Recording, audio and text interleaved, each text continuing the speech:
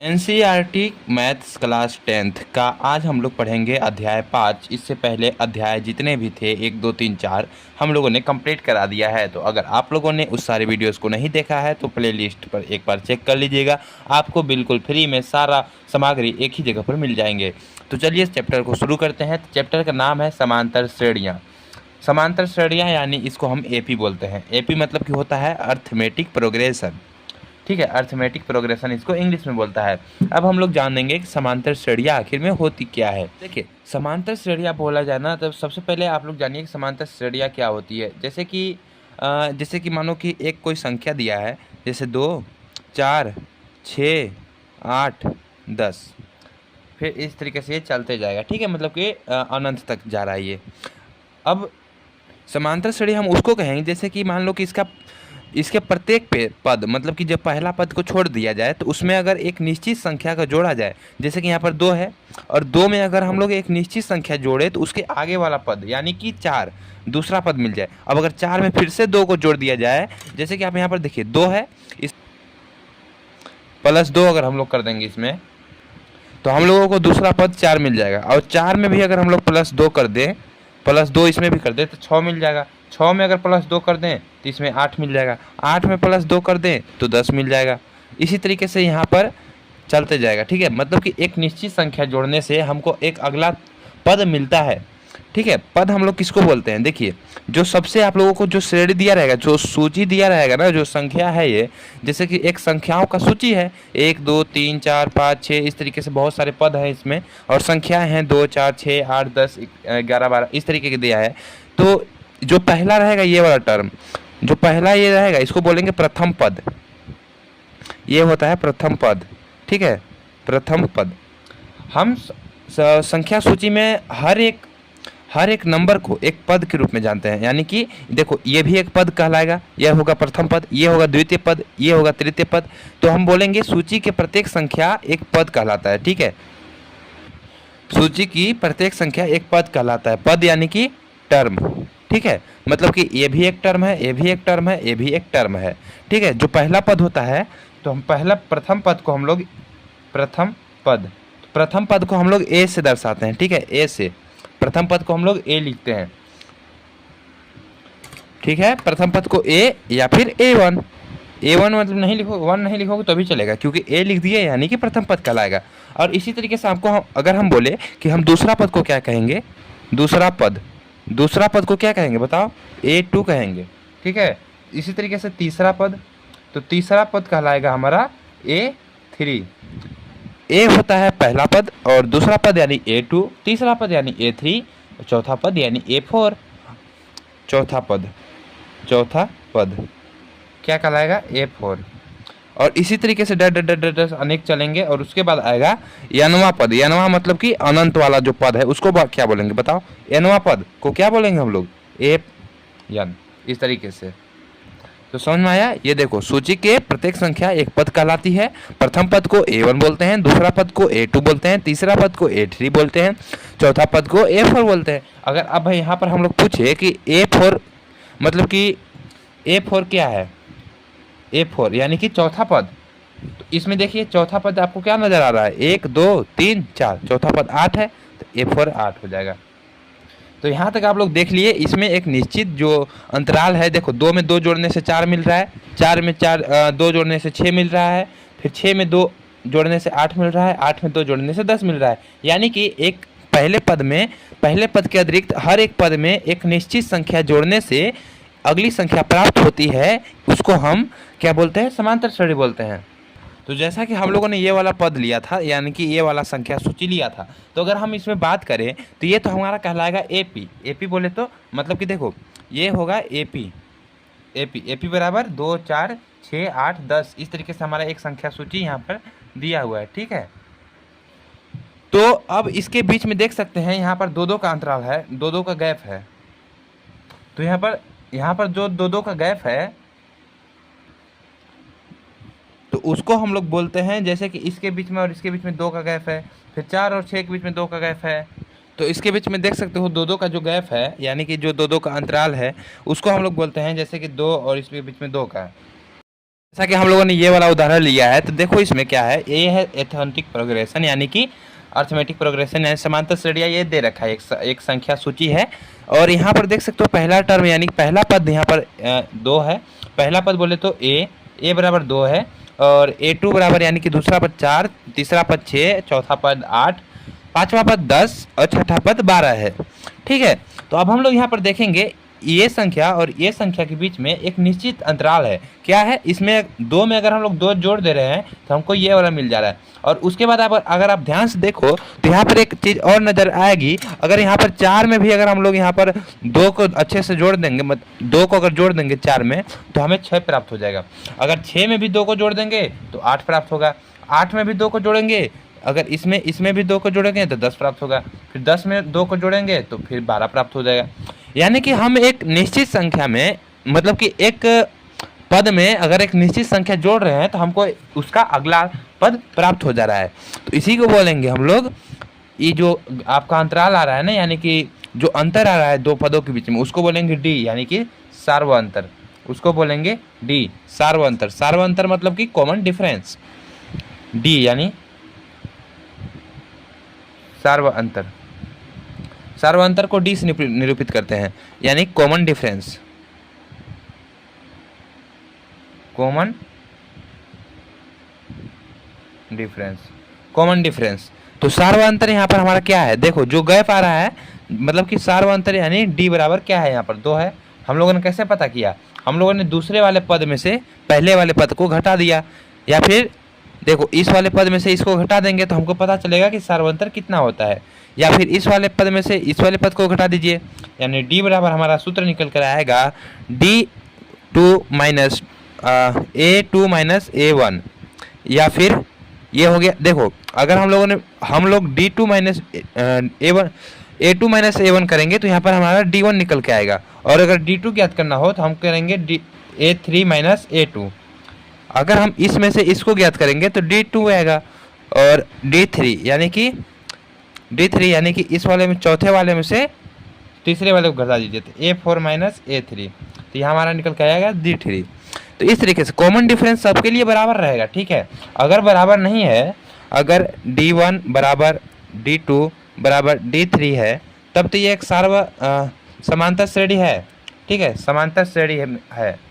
लेकिन अगर यहाँ पर D1 बराबर D2 बराबर D3 नहीं है, ठीक है, नॉट इक्वल टू है, तब ये समांतर श्रेणी नहीं होगा।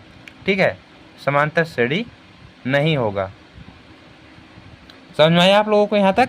देखिए यहाँ पर क्या हो रहा है, अगर हमको सार्व अंतर कॉमन डिफरेंस जो सभी के बीच में अंतराल कितना कितना का है, गैप कितना कितना का, ये पता करना है, तो दूसरे वाले टर्म में से पहले वाले टर्म को घटा दीजिए तो हमको मिलेगा सार्व अंतर यानी कि डी। और डी देखना है कि नहीं कि सभी में बराबर है कि नहीं। तो देखो जो अगर दूसरे वाले में से पहले वाले को घटाओगे तो उसको बोलेंगे D1, और फिर तीसरे वाले में से दूसरे वाले को घटाओगे तो उसको बोलेंगे D2, और तीसरे में से अगर दूसरे को घटाएंगे तो D2, और चौथे में से तीसरे को घटाएंगे तो D3। यहाँ समझ में आया ना? बस इसी को बोलते हैं सार्व अंतर। जैसे कि अगर हमको कोई एक पहला पद दिया गया है, जैसे पहला पद ए दिया गया है, तो अगर हम दूसरा पद ज्ञात करेंगे तो हम दूसरा पद कैसे ज्ञात करेंगे? अगर हमको पहला पद दिया गया है और उसका कॉमन डिफरेंस यानी कि सार्वंतर दिया गया है, मान लो कि a बराबर 2 दिया है, जस्ट एग्जाम्पल के लिए है, ठीक ना। अगर a बराबर 2 दिया गया है और हमको दिया गया है कि इसका सार्वंतर यानी d कितना है, सार्वंतर d इसका 3 है। ठीक है, सार्वंतर d दे रखा है 3 और पहला पद दे रखा है 2, तो हम लोग कैसे ज्ञात करेंगे? अगर मानो हमको दूसरा पद ज्ञात करना है तो हम लोग पहला पद को तो लिखेंगे a, और दूसरा पद के लिए क्या करेंगे, a में d जोड़ देंगे तो a प्लस डी। और फिर इसी प्रकार से अगर हम लोगों को ज्ञात करना रहेगा, ये हो गया पहला पद, ये हो गया दूसरा पद, और ये हो गया तीसरा पद। तीसरा पद के लिए क्या करेंगे, a प्लस 2d। अब सोच रहे होगे कि यहाँ पर 2d क्यों आया, तो देखो यहाँ पर a प्लस डी था और इसमें हम लोग एक बार जोड़ेंगे d। ठीक है, तो इसमें देखो अगर हम लोगों को बढ़िया से देखें ना तो a है प्लस d है और ये चीज़ यहाँ पर है ना। अब अगर हम इसमें एक और d जोड़ेंगे तो क्या प्राप्त होगा, देखो a का a हो जाएगा और d मिलके 2d हो जाएगा, इसीलिए a प्लस 2d। समझ में आया? ये देखो, तो हम लोगों का पहला पद a है, दूसरा पद a प्लस डी, तीसरा पद a प्लस 2d। अगर हम लोगों को चौथा पद निकालना हो तो a प्लस 2d है और इसमें एक और d जुड़ जाएगा तो 3d हो जाएगा। और उसी के बाद ए प्लस, अगर पांचवा पद निकालना हो तो ए प्लस 4d। ठीक है, इस तरीके से निकलेगा। तो आप लोगों को बस मैं इतना बताना चाहता हूँ कि जो भी पद निकालना है सिंपली, जैसे कि हमको मान लो कि छठवां पद निकालना है तो हम क्या करेंगे, ए प्लस 5d करेंगे। अगर इसी प्रकार से अगर 11वां पद निकालना है तो ए प्लस 10d करेंगे। ठीक है, समझ में आया? जैसे कि मान लो बोल दिया कि A13 निकालो, ठीक है, या फिर A23 निकालो, तो इसका सूत्र हम लोग कैसे लिखेंगे, लिखेंगे A प्लस में 23 है ना, तो 22d। ठीक है, या फिर इस तरीके से लिखोगे, अगर किताब में देखो तो इस तरीके से A है तो A लिख देंगे प्लस, ये क्या है n, देखो हमको इसको n मान के चलना है कि n मतलब कि n बराबर 23 दे रखा है। ठीक है, n बराबर 23, तो A यहाँ पर होता है। देखो अगर मान लो कि इसको भी निकालने से पहले हम लोग इसको देखते हैं, ए एन का क्या सूत्र होता है। अगर हमको एनवा पद चाहिए तो हम लोग क्या सूत्र लगाएंगे, तो हम लोग सूत्र लगाएंगे ए प्लस में एन है तो एन माइनस 1 और गुणे में डी कर देंगे, ये चीज़ होता है। ठीक है, तो इसी प्रकार से अगर A23 निकालना है तो हम लोग लिखेंगे ए प्लस 23 की जगह पर 23 और फिर माइनस में 1 और इंटू में डी। ठीक है, इस तरीके से हम लोग निकाल लेंगे इस तरीके से इसका पद। तो यहाँ पर हमारा a बराबर 2 दे रखा है और d बराबर दे रखा है 3, तो a बराबर हमारा 2 हो जाएगा पहला पद, और 2 फिर 2 प्लस में 3। ठीक है, इस तरीके से फिर a यानी कि 2 और प्लस में 2 है, देखो 2 यहीं पर है 2 और d में 3, इस तरीके से तो a प्लस 3 गुणे d में 3, इस तरीके से हम लोग निकाल लेंगे। तो चलिए अब बढ़ते हैं प्रश्नावली की तरफ बिना कोई टाइम वेस्ट किए। ये वाला फार्मूला आप लोग एक बार देख लीजिएगा। ठीक है, ये वाला फार्मूला होता है, या फिर आप लोग ऐसे भी निकाल सकते हो, जैसे A24 बोल दिया तो बस 24 में से एक माइनस कर दो तो A प्लस में 23d। 5.1 का पहला क्वेश्चन है, निम्नलिखित स्थितियों में किन स्थितियों में संबंध संख्याओं की सूची AP है और क्यों है। ठीक है, तो यहाँ पर आप लोगों को बताना है किन स्थितियों में संबंध सूची AP है और क्यों है। ठीक है, सिर्फ बताना है, हल वल नहीं करेंगे तो भी चलेगा। तो पहला क्वेश्चन यहाँ पर बोल रहा है प्रत्येक किलोमीटर के बाद टैक्सी का किराया, जबकि प्रथम किलोमीटर के लिए किराया 15 रुपये है। ठीक है, मतलब कि यहाँ पर देखिए, यहाँ पर देखिए, यहाँ पर आप ध्यान से देखिएगा, जैसे कि यहाँ से यहाँ तक 1 किलोमीटर है। ठीक है, यहाँ से यहाँ तक 1 किलोमीटर है, फिर यहाँ से यहाँ तक ये दूसरा किलोमीटर, फिर यहाँ से यहाँ तक ये तीसरा किलोमीटर, फिर यहाँ से यहाँ तक ये चौथा किलोमीटर और ये 5वां किलोमीटर। इसी प्रकार से यहाँ पर बोला है कि प्रथम किलोमीटर के लिए, यानी कि जो यहाँ से यहाँ तक की दूरी है, इसके लिए जो टैक्सी का किराया है, जो यहाँ पर ये देख सकते हैं टैक्सी का किराया। ठीक है, यहाँ से यहाँ तक के लिए कितना है, 15 रुपये निश्चित है। ठीक है, 15 रुपये यहाँ से यहाँ तक के लिए 15 रुपये है, लेकिन प्रत्येक अतिरिक्त किलोमीटर के लिए किराया 8 रुपये है। ठीक है, मतलब कि अगर आप 15, मतलब कि 1 किलोमीटर से अधिक चलोगे, दूसरा किलोमीटर में आप जब पहुँचोगे तो 15 में 8 रुपये और जुड़ जाएंगे। ठीक है, मतलब कि पहले किलोमीटर के लिए तो 15 रुपये है, लेकिन अगर आप 2 किलोमीटर चलते हो, यहाँ से यहाँ तक चलते हो, तो सिर्फ 8 रुपये आपको और अधिक लगेगा, यानी कि 15 प्लस 8 रुपया और लगेगा, यानी कि टोटल आपको लगेंगे 23 रुपये। ठीक है, इसी प्रकार से अगर आप यहाँ मतलब कि 2 किलोमीटर चल लिए तो 23 रुपये हुआ 2 किलोमीटर का।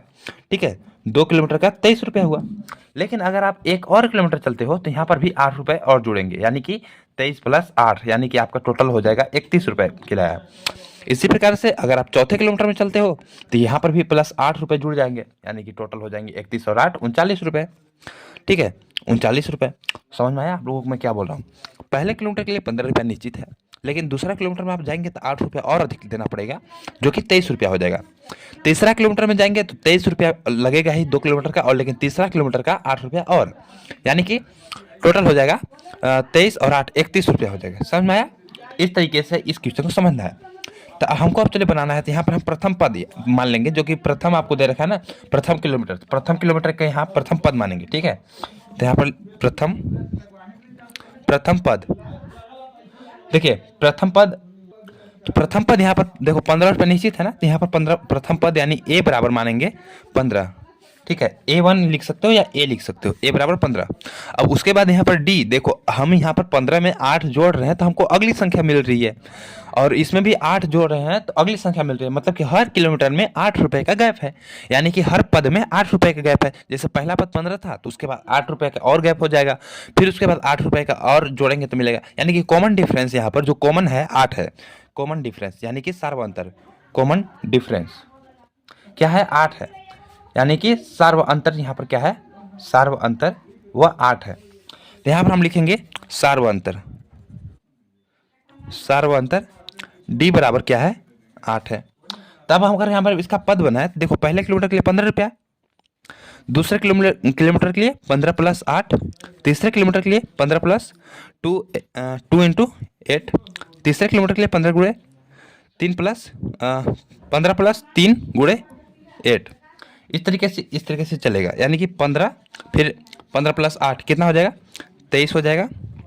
और उसी के प्रकार से 15 और 8 गुना 16, तो 15 15 30 और 31 हो जाएगा। और फिर 15 और 8 तरीके 24 और 15, 24 और 15 कितना हो जाएगा, ये आपका हो जाएगा ये 29 और 10, 29 10 39, ठीक है 39। उसके बाद फिर से ये जाएगा और इस तरीके से आगे बढ़ते रहेंगे, ठीक है। यहाँ पर जो समांतर श्रेणी का व्यापक रूप होता है, मैंने आप सूत्र से भी लगा सकते थे। आपको जब प्रथम पद और सर्वांतर ज्ञात हो गया तो आप यहाँ पर सूत्र इसका होता है AP बराबर होता है, इसका पद ज्ञात करने के लिए पहले होगा A, फिर दूसरा पद निकालने के लिए A प्लस डी, फिर तीसरा पद निकालने के लिए A प्लस 2D, चौथा पद निकालने के लिए A प्लस 3D, और इस तरीके से चलता है, आप लोगों को याद होगा, ठीक है। तो इस तरीके से हम लोगों ने इसको किया है। तो अब यहाँ पर आप देख सकते हो कि यहाँ का जो कॉमन डिफरेंस है सभी का, तो हम इसको इस तरीके से लिखेंगे कि संख्याओं की सूची AP है और Q है, तो Q बताना है हमको, ठीक है। यहाँ पर देखेंगे कि देखो सबसे पहले क्या करते हैं, हमको Q का जवाब देना है ना। तो सबसे पहले क्या कीजिए कि यहाँ से पहले आप इसका ये जो पद आप लोगों को दे रखा है AP का सूची दे रखा है ये वाला, इसमें से पहले ये है पहला पद, ये है दूसरा पद, ये है तीसरा पद, ये है चौथा पद, ठीक है। आप सबसे पहले A2 में से A1 को घटा लीजिए तो हमारा D प्राप्त हो जाएगा। तो सार्वअंतर D1, ठीक है। तो D1 बराबर देखो क्या हो जाएगा, D1 बराबर A2 में से A को घटाएंगे, A2 माइनस A1, इसको A1 मान लो, A2 में से A1 को घटाएंगे तो हमारा D1 प्राप्त होगा। और इसी प्रकार से D2 ज्ञात करने के लिए A3 में से A2 को घटा देंगे, A3 माइनस A2। फिर अगर D3 ज्ञात करना है तो A4 माइनस A3, इस तरीके से। तो बस इतना ही करें। तो यहाँ पर देखिए अगर D1 हमको ज्ञात करेंगे तो A2 माइनस A1, तो A2 क्या है 23 माइनस A क्या है A1 क्या है 15, कितना आया 8 आया। इसी प्रकार से D2 ज्ञात करेंगे तो D2 बराबर A3 कितना है A3 31 माइनस A2 कितना है 23, 8 आया। इसी प्रकार से A4 क्या है 39, A4 39 माइनस A3 क्या है 31, 8 आया। तो यहाँ पर आप देख सकते हैं कि यहाँ पर D1 इक्वल टू, यहाँ पर आप देख सकते हैं D1 का वैल्यू 8 आ गया, D2 का वैल्यू 8 आ गया, D3 का वैल्यू 8 आ गया। D1 बराबर D2 बराबर D3 है, ठीक है। जब यहाँ पर सब बराबर है तो ये क्या होगा सार्वअंतर होगा, क्योंकि कॉमन डिफरेंस सभी पदों में बराबर है, तो इसीलिए सार्वअंतर बराबर है, इसीलिए ये जो होगा समांतर श्रेणी कहलाएगा। ये अगला क्वेश्चन है, किसी बेलन सिलेंडर में स्थित उपस्थित हवा की मात्रा जबकि वायु निकालने वाला पंप प्रत्येक बार बेलन की शेष हवा का 1/4 भाग बाहर निकाल देता है, ठीक है। तो यहाँ पर देखिए हम लोगों ने एक बेलन बना लिया है, इस तरीके का बेलन आप लोगों को पता होगा। तो इसमें क्या है कि पूरा के हवा भरा हुआ है, ठीक है, ये पूरे बेलन में हवा भरा हुआ है इस तरीके से। अब यहाँ पर क्या है कि कोई एक पंप है जो कि हवा निकालता है और वह प्रत्येक बार मतलब कि जब भी वह आता है इसमें से कितना जितना बेलन में हवा है उसकी 1/4 भाग बाहर निकाल देता है। तो बताना है यह समांतर श्रेणी होगा या नहीं होगा। तो देखिए हम यहाँ पर हल लिखेंगे, यहाँ पर आते हैं दूसरा क्वेश्चन में। तो देखो यहाँ पर मान लो कि हवा भरा हुआ है, तो हम लोग मानेंगे कि इसमें x यूनिट हवा भरा हुआ है, ठीक है, x यूनिट हवा भरा हुआ है। हम लिखेंगे माना बेलन में क्या है, देखो x यूनिट हवा भरा है, हमको नहीं मालूम है, तो इसलिए हम लिखेंगे माना बेलन में x यूनिट हवा भरा हुआ है, x यूनिट हवा भरी हुई है, ठीक है। तो जब x यूनिट हवा भरी हुई है तो यहाँ पर क्वेश्चन बोल रहा है कि प्रत्येक बार, ठीक है, मतलब वायु निकालने वाला पंप प्रत्येक बार, यानी कि अगर हम बात करें तो अगर यहाँ पर देखा जाए कंडीशन 1 के हिसाब से तो लिखेंगे स्थिति 1, अकॉर्डिंग टू स्थिति 1 या प्रश्न अनुसार आप बोल सकते हो, ठीक है। तो स्थिति 1 के अनुसार क्या है कि प्रत्येक बार कितनी हवा निकाल रही है जितना उसमें है। तो स्थिति 1 के हिसाब से देखो पहले तो x यूनिट हवा भरी हुई है, तो उसका अब x यूनिट हवा जब भरा हुआ है तो उसका 1/4 भाग निकाल देता है। ठीक है, तो स्थिति 1 के अकॉर्डिंग मान लो कि यह x हवा है और इसमें से देखो, इसमें से जब हवा निकल रहा है तो इसके अंदर कमी आएगी ना, इसके अंदर कमी आएगी तो माइनस का चिन्ह लगेगा, तो माइनस। तो ये पूरा हवा था x यूनिट और उसमें से उसका 1/4 भाग बाहर निकाल देता है। तो इसका 1/4 कितना होगा, देखो x का 1/4 भाग, x का 1/4 भाग बाहर निकाल जाएगा। ठीक है, माइनस में चला जाएगा। तब देखिए यहाँ पर x है माइनस x का 1/4, यानी कि x फिर का की जगह पर हमेशा गुणा रहता है। आप लोग ये चीज़ ध्यान रखेंगे और उसके बाद इसको आगे ले चलेंगे। देखो x है माइनस x का गुणा 1 में होगा तो x/4। अब तो यहाँ तक ये हो गया घटाना में, तो आप इसको आसानी से कर सकते हो। इसके बटे में कुछ नहीं तो 1 ले लीजिए। अब 4 का गुणा x में कर दीजिए तो 4x माइनस x बटे में 4, यानी कि 4x में से 1x चला जाएगा तो बचेगा 3x/4। तो जब पहली बार उसने हवा निकाला 1/4 भाग तो कितना बचा, 3x/4 बचा। ठीक है, अब उसके बाद स्थिति 2 के अनुसार अगर दूसरी बार निकालेगा, स्थिति सेकंड दूसरी बार निकालेगा तो कितना निकालेगा, जितनी भी हवा है उसका मतलब कि शेष हवा का 1/4 भाग निकालेगा। तो यहाँ पर देखो x में से एक बार x का 1/4 चौथाई निकल गया है हवा, तो अब हमारे पास बचा है 3x/4। ठीक है, तो इस वाले में से अब इसका 1/4 भाग निकालेगा। तो देखो 3x/4 है और जब 3x देखो यहाँ पर x था, अब एक बार जब हवा निकला तो क्या बचा, 3x/4 बचा। अब इसमें से इसका निकलेगा 1/4 भाग, इसका हवा निकलेगा। ठीक है, तो 3x/4 अब माइनस में चला जाएगा, इसका 3x/4 का 1/4 हिस्सा। ठीक है, तो यहाँ पर देखिए 3x/4 माइनस में 3x/4 और का की जगह पर गुणा आ जाएगा 1/4। ठीक है, अब उसके बाद आगे चलते हैं इसी में। तो देखो 3x है तो 3x/4 और माइनस 3x का गुणा 1 में होगा तो 3x/4 चौके 16 हो जाएगा। यहाँ तक समझ में आया आप लोगों को, आई होप समझ में आया होगा। अब देखिए 3x/4 माइनस 3x/16, तो अगर 4 और 16 का एलसीएम लिया जाए तो यहाँ पर 16 आएगा। ठीक है, और फिर अब 4 का भाग 16 में दीजिए तो 4 चौके 16, 4 बार में तो 3x/4 माइनस में 16 का भाग 16 में तो यानी 1, तो 3x/1 बराबर में हो जाएगा 3 चौके 12x माइनस 3x बटे में 16, यानी कि 12 में से 3 चला जाएगा तो 12 में से 3 चला जाएगा तो बचेगा 9x बटे में 16। कटेगा ये 2 से 3 से नहीं कटेगा तो 9x/16 हो जाएगा। ठीक है, तो यहाँ तक हम लोगों ने 2 पद को ज्ञात कर लिया है। ये देखिए हम लोग इसको पद ज्ञात कर रहे हैं। ठीक है, समझ में अगर आप लोग आ रहा होगा तो हम लोग पद ज्ञात कर रहे हैं, क्योंकि पहली बार का हवा जो है x है, तो यहाँ पर जो पहला पद होगा a1 वह x होगा और ये होगा दूसरा पद, ये होगा तीसरा पद। इसी प्रकार से अगर हम और देखें तो इसे हम निकालेंगे स्थिति 3 के अकॉर्डिंग।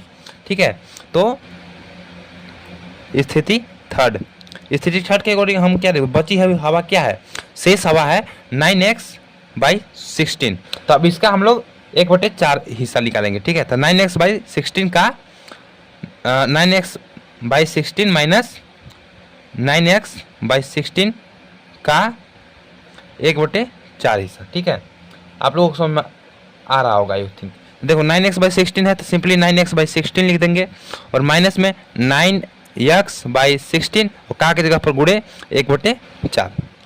ठीक है, यहाँ तक। तो अब देखिए यहाँ पर 9x/16 माइनस 9 का x का गुणा 1 में करेंगे तो 9x बट्टे में 16 चुके 64।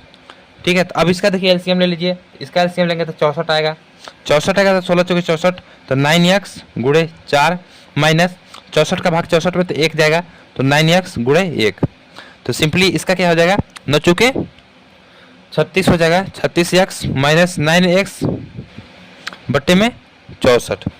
तो सिंपल अब देखिए 36 में से 9 चला जाएगा तो कितना बचेगा, अगर 36 में से 9 चला जाएगा तो बचेगा हमारा 27। ठीक है, तो 27x/64। तो ये देखो हम लोगों ने इतना हम लोगों ने 3 टर्म ज्ञात कर लिया है। तो हम यहाँ पर लिख सकते हैं कि यहाँ एक सूची प्राप्त हुई है, हमें एक सूची प्राप्त हुई है जो इस प्रकार है, प्रकार है। क्या है? पहला पद क्या था? पहला पद यक्स है, यानी कि a1 बराबर यक्स है और a2 बराबर यक्स, a2 बराबर है, a2 बराबर हमारा क्या था? 3x/4, 3x/4 और उसके बाद हमारा 9x/16, 9x/16, फिर हमारा था 27x/4 इस तरीके से। तो अब हम इसको जांच करना है कि समांतर श्रेणी में होगा या नहीं होगा। इसके बीच अगर हम कॉमन डिफरेंस को देख लें तो हमें पता चल जाएगा कि है या नहीं है। ठीक है, तो यहाँ पर देखो, इसमें हमको पहले d1 ज्ञात करना पड़ेगा। ठीक है, उसके बाद d2, उसके बाद d3, मतलब कि सर्वंतर 1 और सर्वंतर 2, सर्वंतर 3। तो d1 ज्ञात करने के लिए ये है a1, ये है a2, ये है a3, ये है a4। तो a2 में से a1 को घटा देंगे, a2 माइनस a1, तो हमारा d1 ज्ञात हो जाएगा। a2 क्या है? 3x/4 minus x. ठीक है, यक्स है। तो अब देखो इसके बटे में कुछ नहीं था, यानी 1, तो 3x माइनस में 4 का x गुणा हो जाएगा, तो 4x/4, तो माइनस के 1/4। ठीक है, माइनस के 1/4 प्राप्त हुआ। अब उसके बाद d2 देखिए, d2 यानी a3 माइनस a2, तो a3 क्या है? a3 है हमारा 9x/16 माइनस a2 क्या है? 3x/4।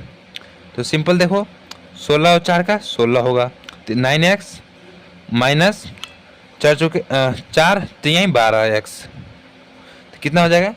12x में से 9x चला जाएगा तो माइनस का 3x/16। तो अब आप लोगों को यहाँ पर देख सकते हैं कि d1 बराबर d2, देखो d1 का मान -1/4 निकल के आया, d1 बराबर -1/4 और d2 बराबर निकल के आया -3x/16। तो देखो d1 बराबर d2 यहाँ पर नहीं है, क्योंकि d1 का मान -1/4 है, d2 का मान -3x/16 है। तो जब ये आप लोगों को पहले ही पद में पता चल गया कि ये इसके बराबर नहीं है, तो ये सार्वंतर जो है इसका समान नहीं है। ठीक है, सार्वंतर समान नहीं है, तो ये जो पद होगा समांतर श्रेणी नहीं होगा, क्योंकि इसके अलग अलग आयतन हमें ज्ञात हो रहे हैं। तो लिखेंगे समांतर श्रेणी नहीं। ठीक है, इस तरीके से हम इसको हल करेंगे। आई होप आप लोगों को समझ में आया होगा। देखो किस तरीके से किया है। सबसे पहले x यूनिट हवा माना है, अब जितना भी उसमें हवा है उसका 1/4 भाग कम हो रहा है, तो देखो x है और उसमें से x का 1/4 भाग कम हो गया। तो इसी तरीके से हम लोगों ने किया है। तो आई होप समझ में आया होगा। नेक्स्ट क्वेश्चन देखते हैं। तो देखिए यहाँ पर अगला क्वेश्चन है, प्रत्येक मीटर की खुदाई के बाद एक कुआं खोदने में आई लागत, जबकि प्रथम मीटर खुदाई की लागत 150 है और बाद में प्रत्येक मीटर खुदाई की लागत 50 रुपये बढ़ जाती है। तो देखिए यहाँ पर हम लोगों ने एक कुआं बना लिया है। ठीक है, इस तरीके से। तो अब इसमें क्या है कि अगर हम इसको 1 मीटर खोदते हैं तो सबसे पहला जो 1 मीटर की खुदाई होगा उसमें 150 रुपये लगेगा। ठीक है, मतलब 150 रुपये लागत लगेगा। ये कोई कुआं है। ठीक है, इस तरीके से इसका लेवल है, इस तरीके से। अब यहाँ से देखिए, यहाँ से यहाँ तक जो है ये 1 मीटर है। ठीक है, यहाँ से यहाँ तक ये 1 मीटर है। यहाँ पर क्या बोला है? पहले प्रत्येक मीटर की खुदाई, जबकि प्रथम मीटर यानी 1 मीटर की खुदाई है, इसका कितना लग रहा है? 150 रुपये। ठीक है, और लेकिन उसके बाद पहली जो लागत है प्रथम खुदाई की लागत 150 है और बाद में प्रत्येक मीटर खुदाई की लागत 50 रुपये बढ़ जाती है। तो बाद में अगर हम यहाँ से यहाँ तक खोदेंगे दूसरा का मीटर, तो इसमें 150 रुपया लगेगा ये तो, और प्लस में 50 रुपये और लगेगा। ठीक है, तो दूसरा मीटर में हमारा टोटल लगेगा 200 रुपये। और इसी प्रकार से अगर तीसरा का मीटर हम लोग खुदवाते हैं, ठीक है, ये तीसरा मीटर है, तो 200 रुपये तो है, ये है 200, फिर प्लस में 50 रुपये और लगेगा, यानी कि 250 रुपये। ठीक है, और अगर हम चौथा मीटर खुदवाएंगे यहाँ से यहाँ तक, यह चौथा मीटर है तो 250 होता है, प्लस में 50 और लगेगा, यानी 300। तो कुछ इस तरीके से है। तो यहाँ पर देखिए कि लग रहा है कि यहाँ पर जो हर बार 50 रुपये बढ़ रहा है, तो यहाँ पर ये तो ऑलरेडी समांतर श्रेणी है, लेकिन हम यहाँ पर दिखाएंगे। ठीक है, तो हम यहाँ पर लिखेंगे। आई होप आप लोगों को समझ में आ रहा होगा। ये पहला कुआं है। ठीक है, प्रथम मीटर जो यहाँ पर खुदाई हुआ इसका 150 रुपये लगा, फिर यहाँ से यहाँ तक दूसरा का मीटर का खुदाई हुआ उसमें 50 रुपये और अधिक लगा, 150 प्लस 50 200 रुपया। तो यहाँ पर हम लिखेंगे क्या लिखेंगे? पहला क्वेश्चन है ना, कौन सा क्वेश्चन है? तीसरा क्वेश्चन है, तीसरा क्वेश्चन है पहले का। तो सिंपल यहाँ पर लिखेंगे माना नहीं, हाँ लिखेंगे पहली मीटर की खुदाई में लागत इक्वल टू 150 रुपये उसके बाद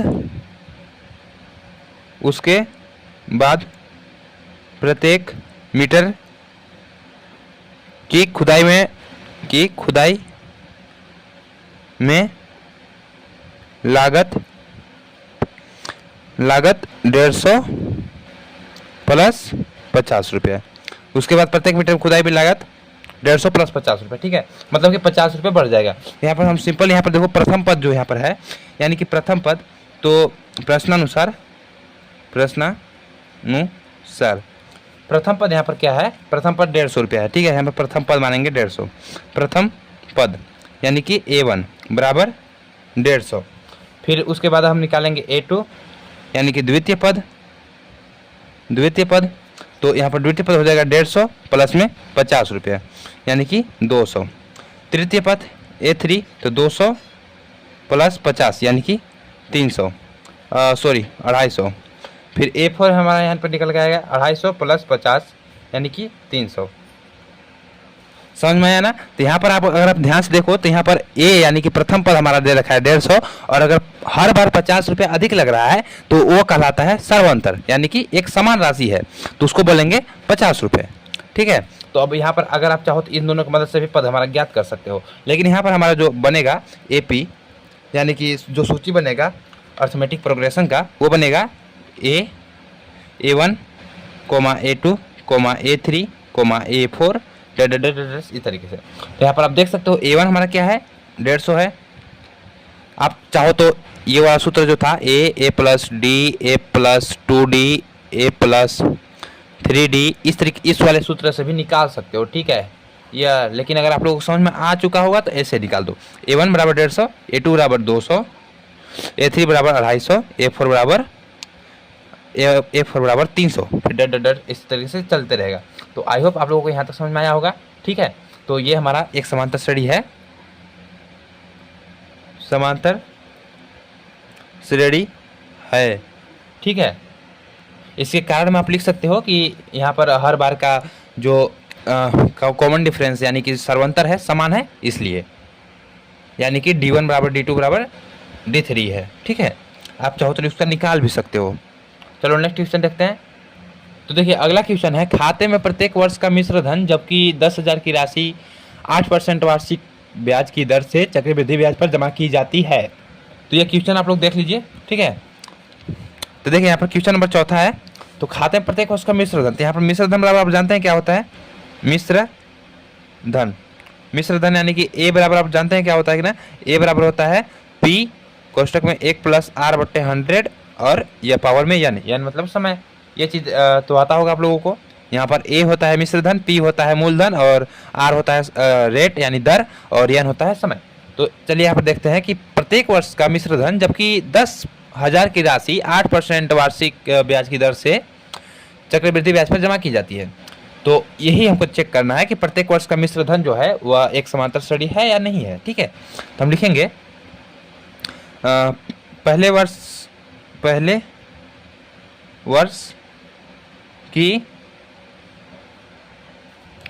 की मिश्र धन क्या हो जाएगी।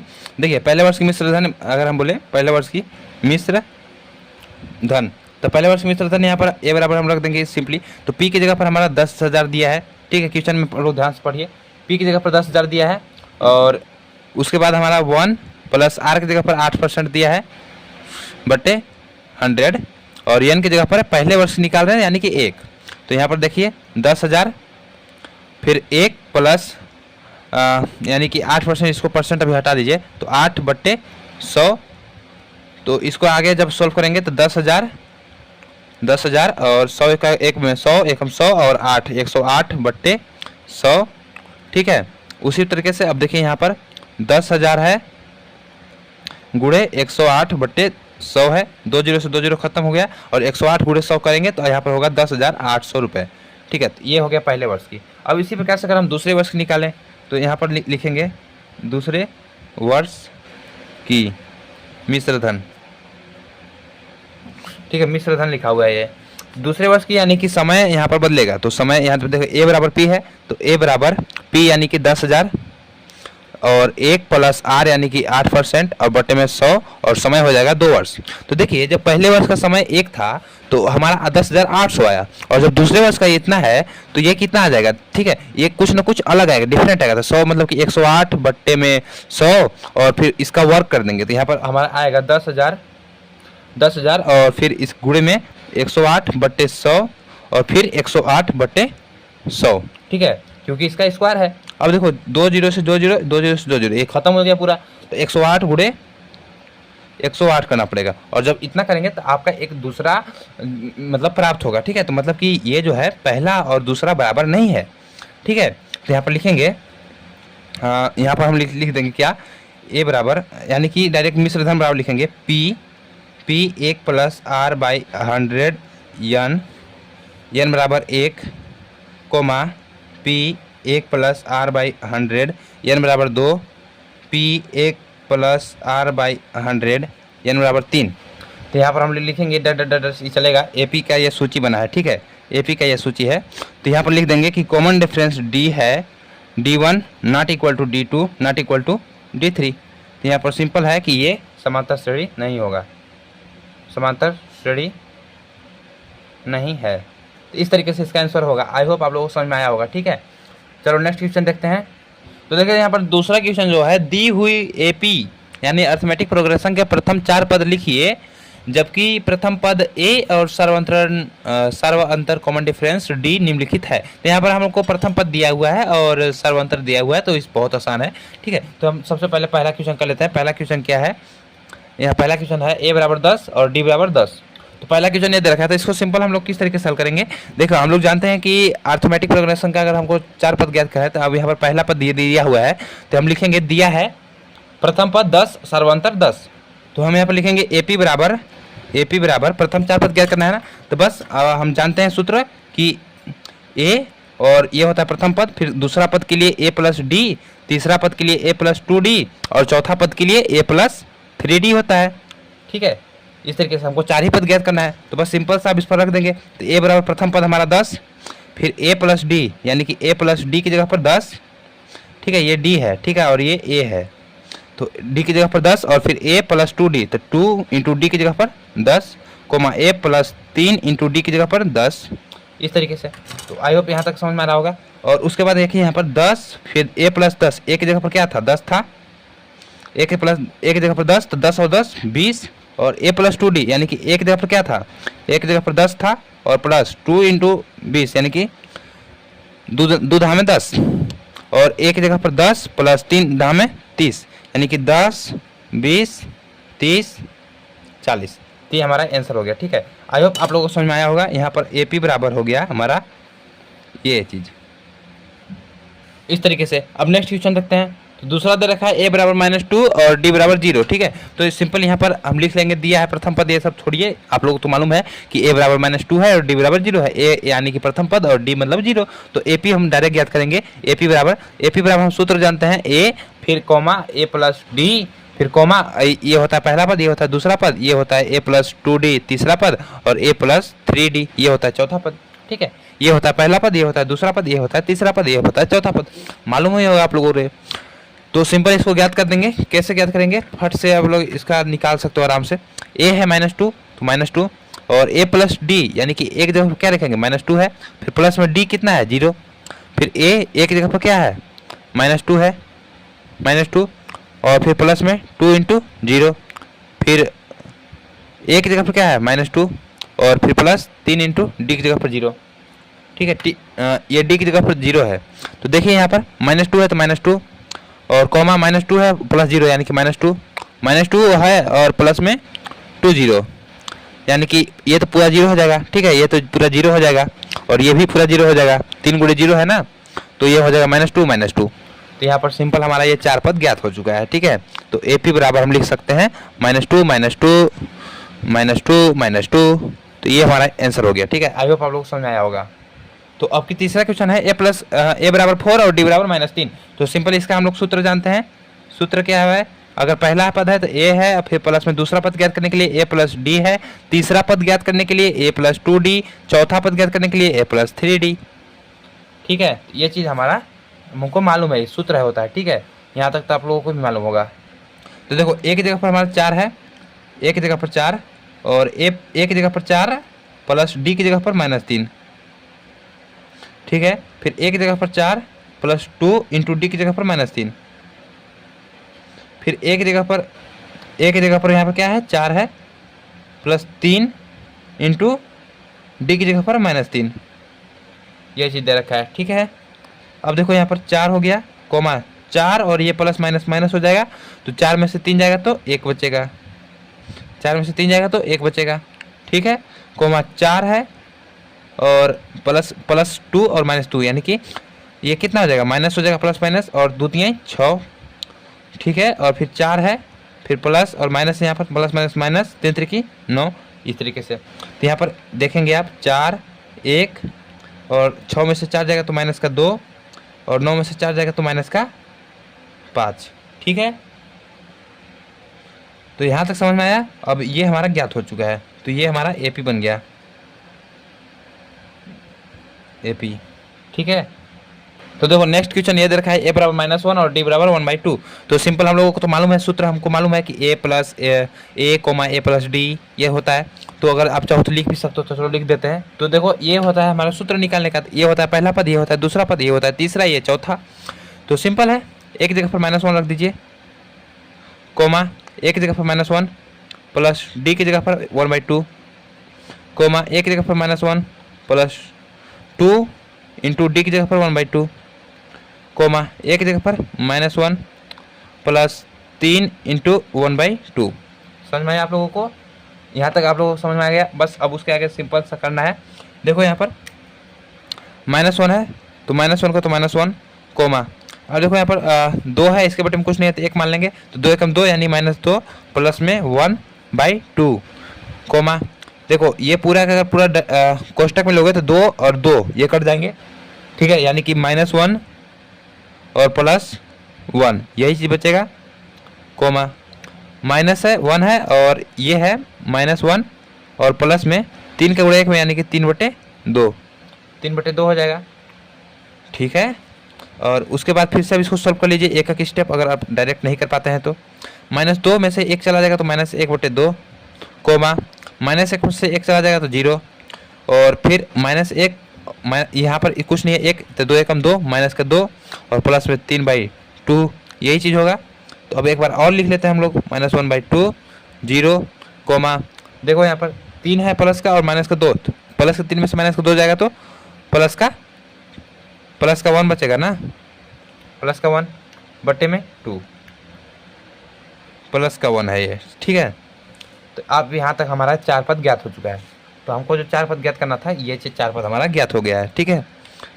तो ये चीज़ हमारा ज्ञात हो जाएगा, बराबर एपी बराबर, समझ में आया। ये प्लस का 1/2 है, आई होप समझ में आया होगा। तो देखिए 5वां क्वेश्चन ये दे रखा है, तो सिंपल है, ये भी क्या होगा हमारा सूत्र तो मालूम ही है, चलो सूत्र लिख देते हैं। तो ये होता है सूत्र, क्योंकि हमको 3 4 ही पद तक निकालना है तो यहीं तक लिखेंगे। अब सिंपल देखो ए की जगह पर -1/2 हमारा दे रखा है, तो एपी बराबर ए की जगह पर -1.25, कोमा ए की जगह पर -1.25 प्लस डी की जगह पर माइनस के 0.25 ये दे रखा है, ठीक है। फिर कोमा ए की जगह पर माइनस के 1.25, फिर प्लस 2 इंटू में डी की जगह पर माइनस के 0.25, फिर कोमा ए की जगह पर माइनस के 1.25, फिर प्लस 3 और डी की जगह पर माइनस के 0.25। आप लोगों को मालूम होना चाहिए कि जहाँ पर ब्रैकेट लगता है, तो जैसे कि यहाँ पर ब्रैकेट है, इसके पीछे कोई चिन्ह नहीं है तो गुणे का चिन्ह होता है, समझ में आया ना। तो देखिए यहाँ पर माइनस के 1.25 लिख देंगे, और देखिए यहाँ पर प्लस माइनस माइनस हो जाएगा, ठीक है, प्लस माइनस माइनस हो जाएगा। तो यहाँ पर माइनस के 1.25 और माइनस के 1.25 माइनस के 0.25 और फिर माइनस के 1.25 और प्लस माइनस माइनस और 2 का गुणा इसमें हो जाएगा। तो देखिए यहाँ पर 0.50 हो जाएगा, आप गुणा करके देख लीजिएगा इसमें। फिर कोमा -1.25 और प्लस है और यहाँ पर माइनस है तो माइनस हो जाएगा, और 3 का गुणा इसमें हो जाएगा, तो 3 × 5 = 15 के 1 और 3 × 6 = 7, यानी कि 0.75। तो ये चीज़ हमारा आगे चलेगा। ये 4 पत्ते की बोला है ना हमको। तो देखिए अब यहाँ पर 1 माइनस के 1.25 कोमा माइनस है और यहाँ पर भी माइनस है तो माइनस आ जाएगा। 1.25 और 25 मिल करके 1.50 हो जाएगा और फिर माइनस है तो यहाँ पर माइनस आ जाएगा 1.25 और 50 मतलब 25 और 50 यानी कि 75 कोमा माइनस माइनस यानी माइनस 1.25 और 750 यानी कि यहाँ पर ये 1 और ये 2 हो जाएगा। समझ में आया आप लोगों को?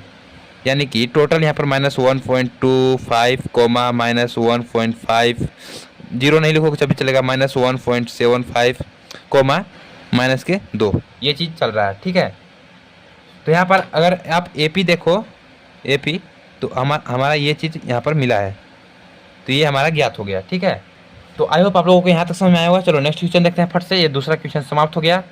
तो देखिए तीसरा क्वेश्चन है, निम्नलिखित में से प्रत्येक AP के लिए प्रथम पद तथा सार्वंतर लिखिए। तो यहाँ पर पहला दे रखा है इसका। तो पहला क्वेश्चन ये देखा था, हम लोग जानते हैं कि इसका प्रथम पद तो हमेशा यही वाला होगा जो इस सबसे शुरू में है।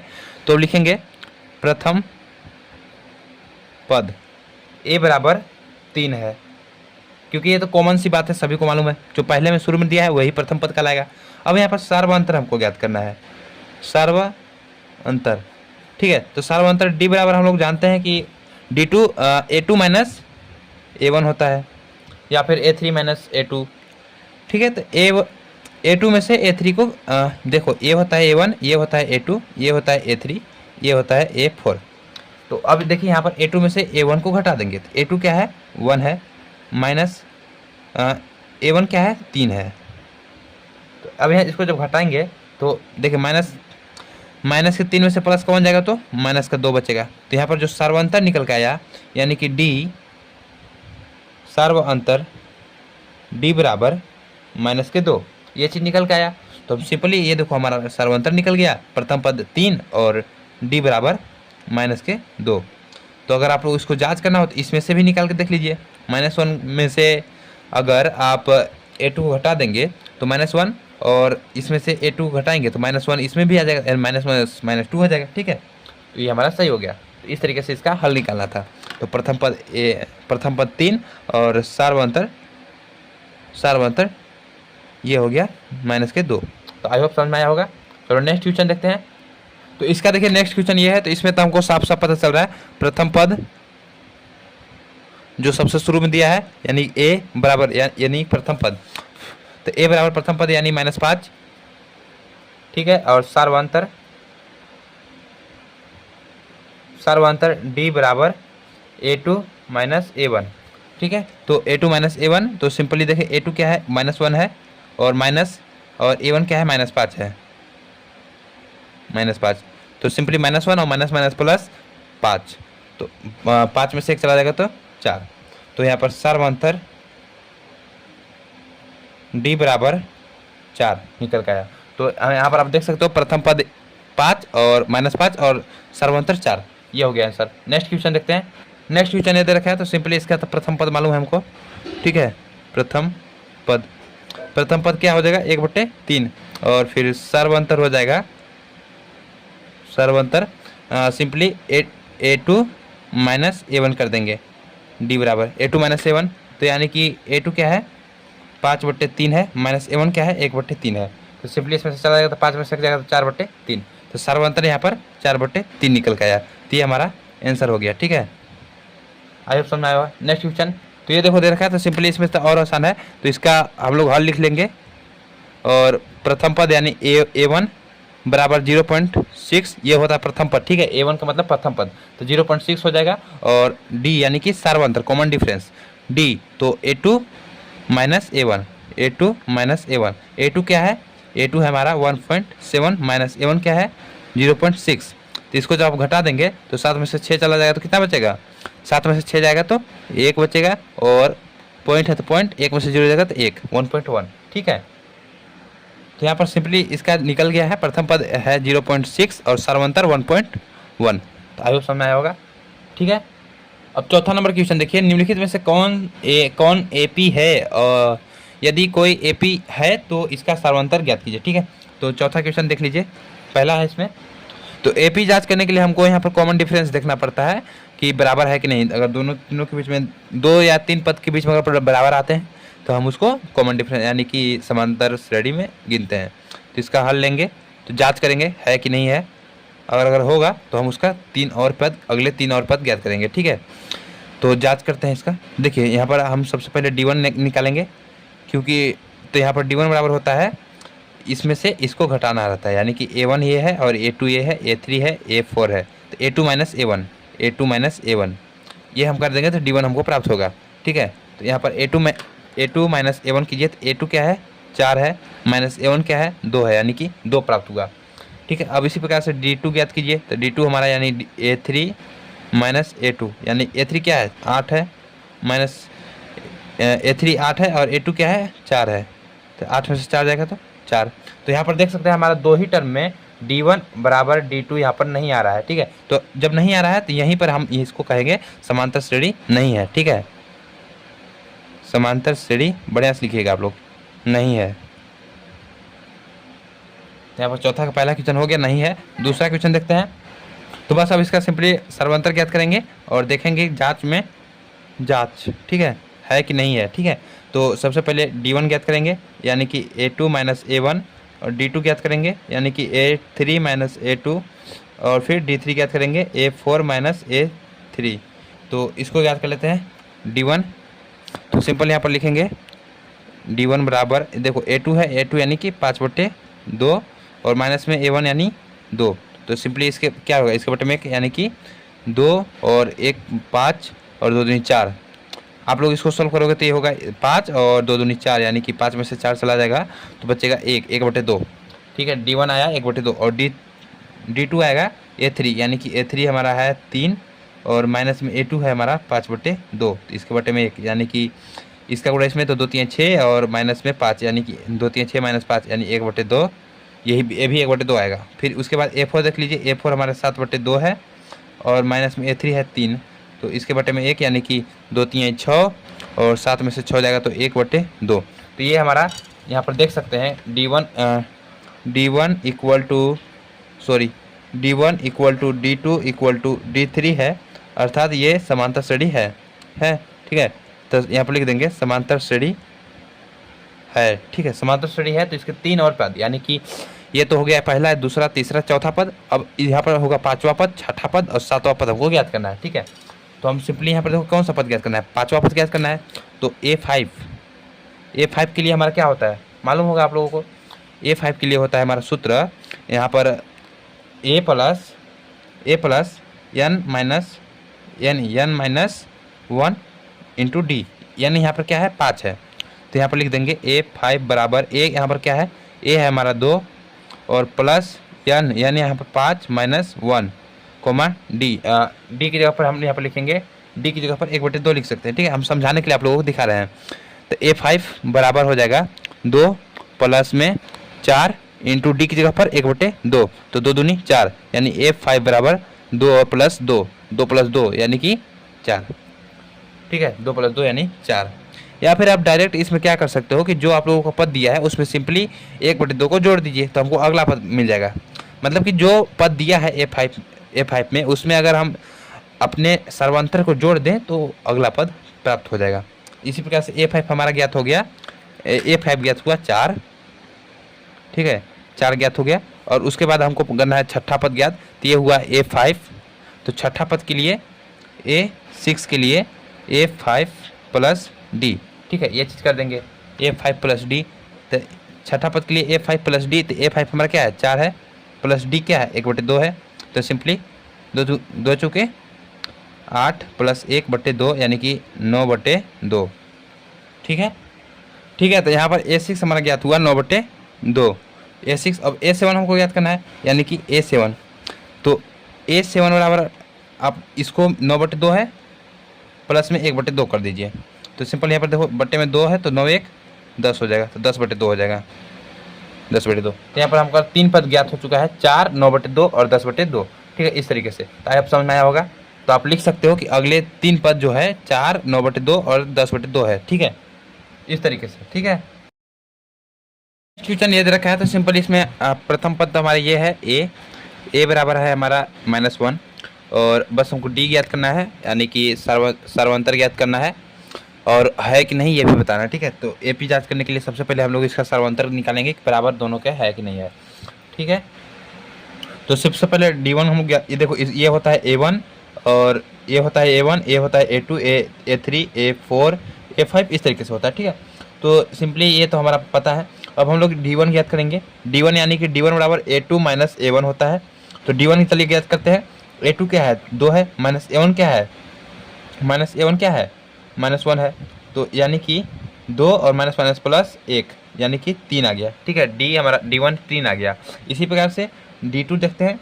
तो D2 बराबर होता है A3 माइनस A2 होता है। D2 बराबर A3 माइनस A2। तो D2 बराबर A3 की जगह पर क्या है, -3 है, माइनस A2 की जगह पर 2 है। तो देखिए -3 और -2 -5 आ गया।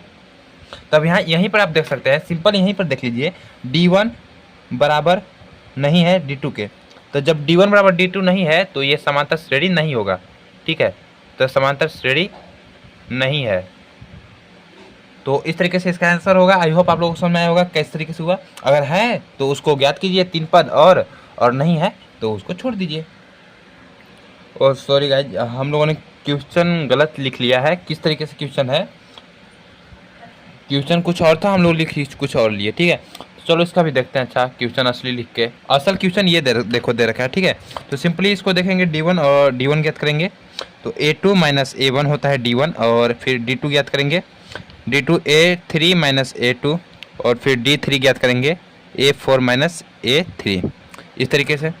तो D1 बराबर हम देख सकते हैं, A2 क्या है, माइनस के 3.2, माइनस A1 क्या है, माइनस के 1.2। तो सिंपल यहाँ देखो, माइनस के 3.2 और माइनस माइनस प्लस के 1.2। तो माइनस के 3.2 में से 1.2 चला जाएगा तो बचेगा माइनस के 2। तो D1 हमारा आया माइनस के 2। इसी प्रकार से D2 बराबर A3 क्या है, A3 A1 A2 A3, A3 है माइनस के 5.2, माइनस A2 क्या है, माइनस के 3.2, ये चीज़ है ना। तो D2 बराबर हो जाएगा माइनस के 5.2 और माइनस माइनस प्लस के 3.2। तो D2 बराबर -5.2 में से 3.2 चला जाएगा तो माइनस के 2 बचेगा। तो D3 बराबर हो जाएगा हमारा, A4 क्या है, A4 है हमारा माइनस के 7.2, और माइनस A3 क्या है, A3 है माइनस के 5.2। तो यहाँ पर D3 बराबर हो जाएगा माइनस के 7.2 और माइनस माइनस प्लस के 5.2। तो D3 बराबर माइनस के 7.2 में से प्लस के 5.2 चला जाएगा तो ये हो जाएगा माइनस के 2। यहाँ पर देख सकते हैं D1 इक्वल टू है D2 इक्वल टू है D3 के। तो यहाँ पर जब ये सारी चीज़ें हैं ये समांतर श्रेणी होगी, ठीक है, समांतर श्रेणी है। और जब है तो इसके 3 और पद हमको ज्ञात करना है, यानी कि ये पहला पद ए ज्ञात करना है, ये और ये। तो ये पहला, दूसरा, तीसरा, चौथा, पाँचवा पद ज्ञात करना है, और छठा पद ज्ञात करना है, फिर 7वां पद। तो 5वां पद में समान कॉमन डिफरेंस को जोड़ देंगे तो हमारा छठा पद ज्ञात हो जाएगा। यानी ये हमको A6 ज्ञात करना है। तो सिंपल इसमें से A6 बराबर A5 प्लस D, ठीक है। A5 की जगह पर हम क्या लिखेंगे, A5 की जगह पर क्या है, -7.2 प्लस D क्या है, -2 है। तो बराबर माइनस के 7.2 माइनस के 2, यानी कि ये टोटल हो जाएगा माइनस के 7 माइनस से 7 2 9 9.2, ये हो जाएगा। तो एक पद हमारा A6 ज्ञात हुआ माइनस के 9.2, ये ज्ञात हो गया A6। अब उसके बाद A7 ज्ञात करेंगे। A7 यानी कि A6 plus D, A6 plus D। तो A6 हमारा क्या है, माइनस के 9.2 प्लस में D है हमारा माइनस के 2, यानी कि माइनस के 9.2 माइनस के 2, यानी कि माइनस माइनस माइनस, और फिर 9 में से 2 यानी कि 11.2। तो ये हमारा ज्ञात हो गया। A7 बराबर हो गया 11.2, और A8 बराबर हो जाएगा, इसमें -2 जुड़ जाएगा, ठीक है। A8 बराबर हो जाएगा A7 प्लस D, यानी कि टोटल हो जाएगा A7 क्या है, माइनस के 11.2 और प्लस और माइनस यानी माइनस के 2 जुड़ जाएगा तो ये हो जाएगा टोटल माइनस के 13.2। तो ये हो जाएगा माइनस के 13.2। ये हो गया माइनस के 13.2। इस तरीके से इसका आंसर निकलेगा। ठीक है, तो अगले 3 पद, तो ये चीज़ आपको लिख देना है। ठीक है, नेक्स्ट क्वेश्चन देखते हैं। ये चीज़ दे रखा है तो सबसे पहले इसको जांच कर लेंगे, D1 बराबर D2 बराबर D3 है कि नहीं। तो D1 ज्ञात कर लेंगे, तो D1 यानी माइनस के 6 और फिर माइनस के -10, ये हो जाएगा। D2 आप ज्ञात कर सकते हो, D2 बराबर A3 माइनस A2, तो A3 है माइनस के 2 और माइनस A2 यानी माइनस के 6, और D3 है A4 माइनस A3, A4 है 2 और माइनस A3 है माइनस के 2, यानी टोटल यहाँ पर आप देखें तो हो जाएगा माइनस के 6 और माइनस माइनस प्लस के 10, यानी कि प्लस के 4। D2 बराबर हो जाएगा माइनस के 2 और माइनस माइनस प्लस के 6। D3 बराबर हो जाएगा 2 और माइनस माइनस प्लस के हो जाएगा, ये प्लस के 2 हो जाएगा। ठीक है, प्लस के 2 हो जाएगा। तो सिंपल यहाँ पर देखिए D1 बराबर हो गया 4, D2 बराबर हो गया 6 में से 4 जाएगा 4, D3 बराबर 4, यानी कि D1 बराबर D2 बराबर D3 यहाँ पर है। तो जब इतना है तो यानी कि ये समांतर श्रेणी होगा। ठीक है, समांतर श्रेणी है। ठीक है, तो जब समांतर श्रेणी है तो इसके अगले 3 पद ज्ञात कीजिए। तो अगले 3 पद यानी कि 2 और फिर इसमें जुड़ जाएगा कॉमन डिफरेंस 4। ठीक है, कॉमन डिफरेंस 4 जुड़ जाएगा, सब में 4 जोड़ दीजिए। तो अगले 3 पद, तो अगले 3 पद यानी कि 1 2 3 4 5, पाँचवा पद A5 बराबर 2 प्लस में 4 यानी कि 6, ये हो जाएगा 6। A6 यानी कि 6 प्लस में 4, ये हो जाएगा 10, ये हो गया 10। इसी प्रकार से A7 यानी कि 10 प्लस में 4, ये हो गया 14। तो इस तरीके से आंसर होगा। तो आई होप आप लोग समझ में आया होगा। नेक्स्ट क्वेश्चन है 5वां 3, 3 plus root 2, 3 plus 2 root 2, 3 plus root 2, 3 plus 3 root 2। तो यहाँ पर देखिए A1 और ये है A2, A3 और A4। तो सिंपली कॉमन डिफरेंस निकालेंगे D1, तो D1 बराबर होता है A2 माइनस A1। तो सिंपली A2 क्या है 3 प्लस रूट 2 और माइनस A1 क्या है 3 है। तो यहाँ पर तो देखो सिंपल प्लस का 3 है माइनस का 3 है, कट जाएगा, यानी कि रूट 2। तो D1 बराबर आया रूट 2। अब इसी प्रकार से D2 निकालेंगे, तो सिंपली D2 बराबर हम निकालेंगे A3 माइनस A2।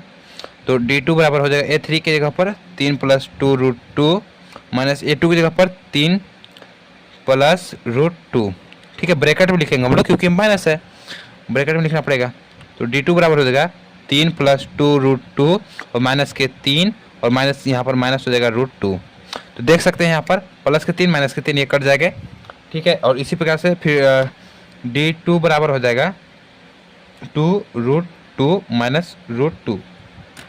ठीक है, तो D2 बराबर हो जाएगा, यहाँ पर देखो रूट 2 है, यहाँ पर भी रूट 2 है, रूट 2 कॉमन ले लो तो 2 हो जाएगा और माइनस के 1 हो जाएगा। तो D2 बराबर रूट 2 और ये हो जाएगा 1। तो D2 बराबर हो जाएगा 1 का गुणा हो जाएगा 1 रूट 2 में, तो रूट 2 ही रहेगा। तो D2 बराबर रूट 2। समझ में आया। और इसी प्रकार से D3 ज्ञात करते हैं। तो D3 यानी कि A4 माइनस A3। तो D3 बराबर A4 क्या है 3 प्लस 3 रूट 2 माइनस A3 क्या है 3 प्लस 2 रूट 2, यही है ना A3, 3 प्लस 2 रूट 2।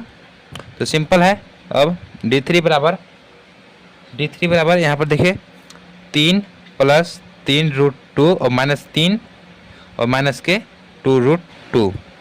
तो देखो माइनस प्लस के और ये माइनस के कट जाएगा।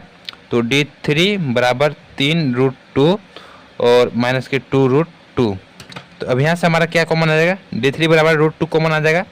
तो रूट 2 कॉमन ले लेंगे और 3 माइनस 2 हो जाएगा। तो D3 बराबर हो जाएगा रूट 2 1। तो D3 बराबर रूट 2। तो आई होप ये आप लोगों को समझ में आया होगा। तो D3 बराबर रूट 2 हो गया, D2 बराबर रूट 2 1 बराबर, यानी कि यहाँ पर जो ये है समांतर श्रेणी है, समांतर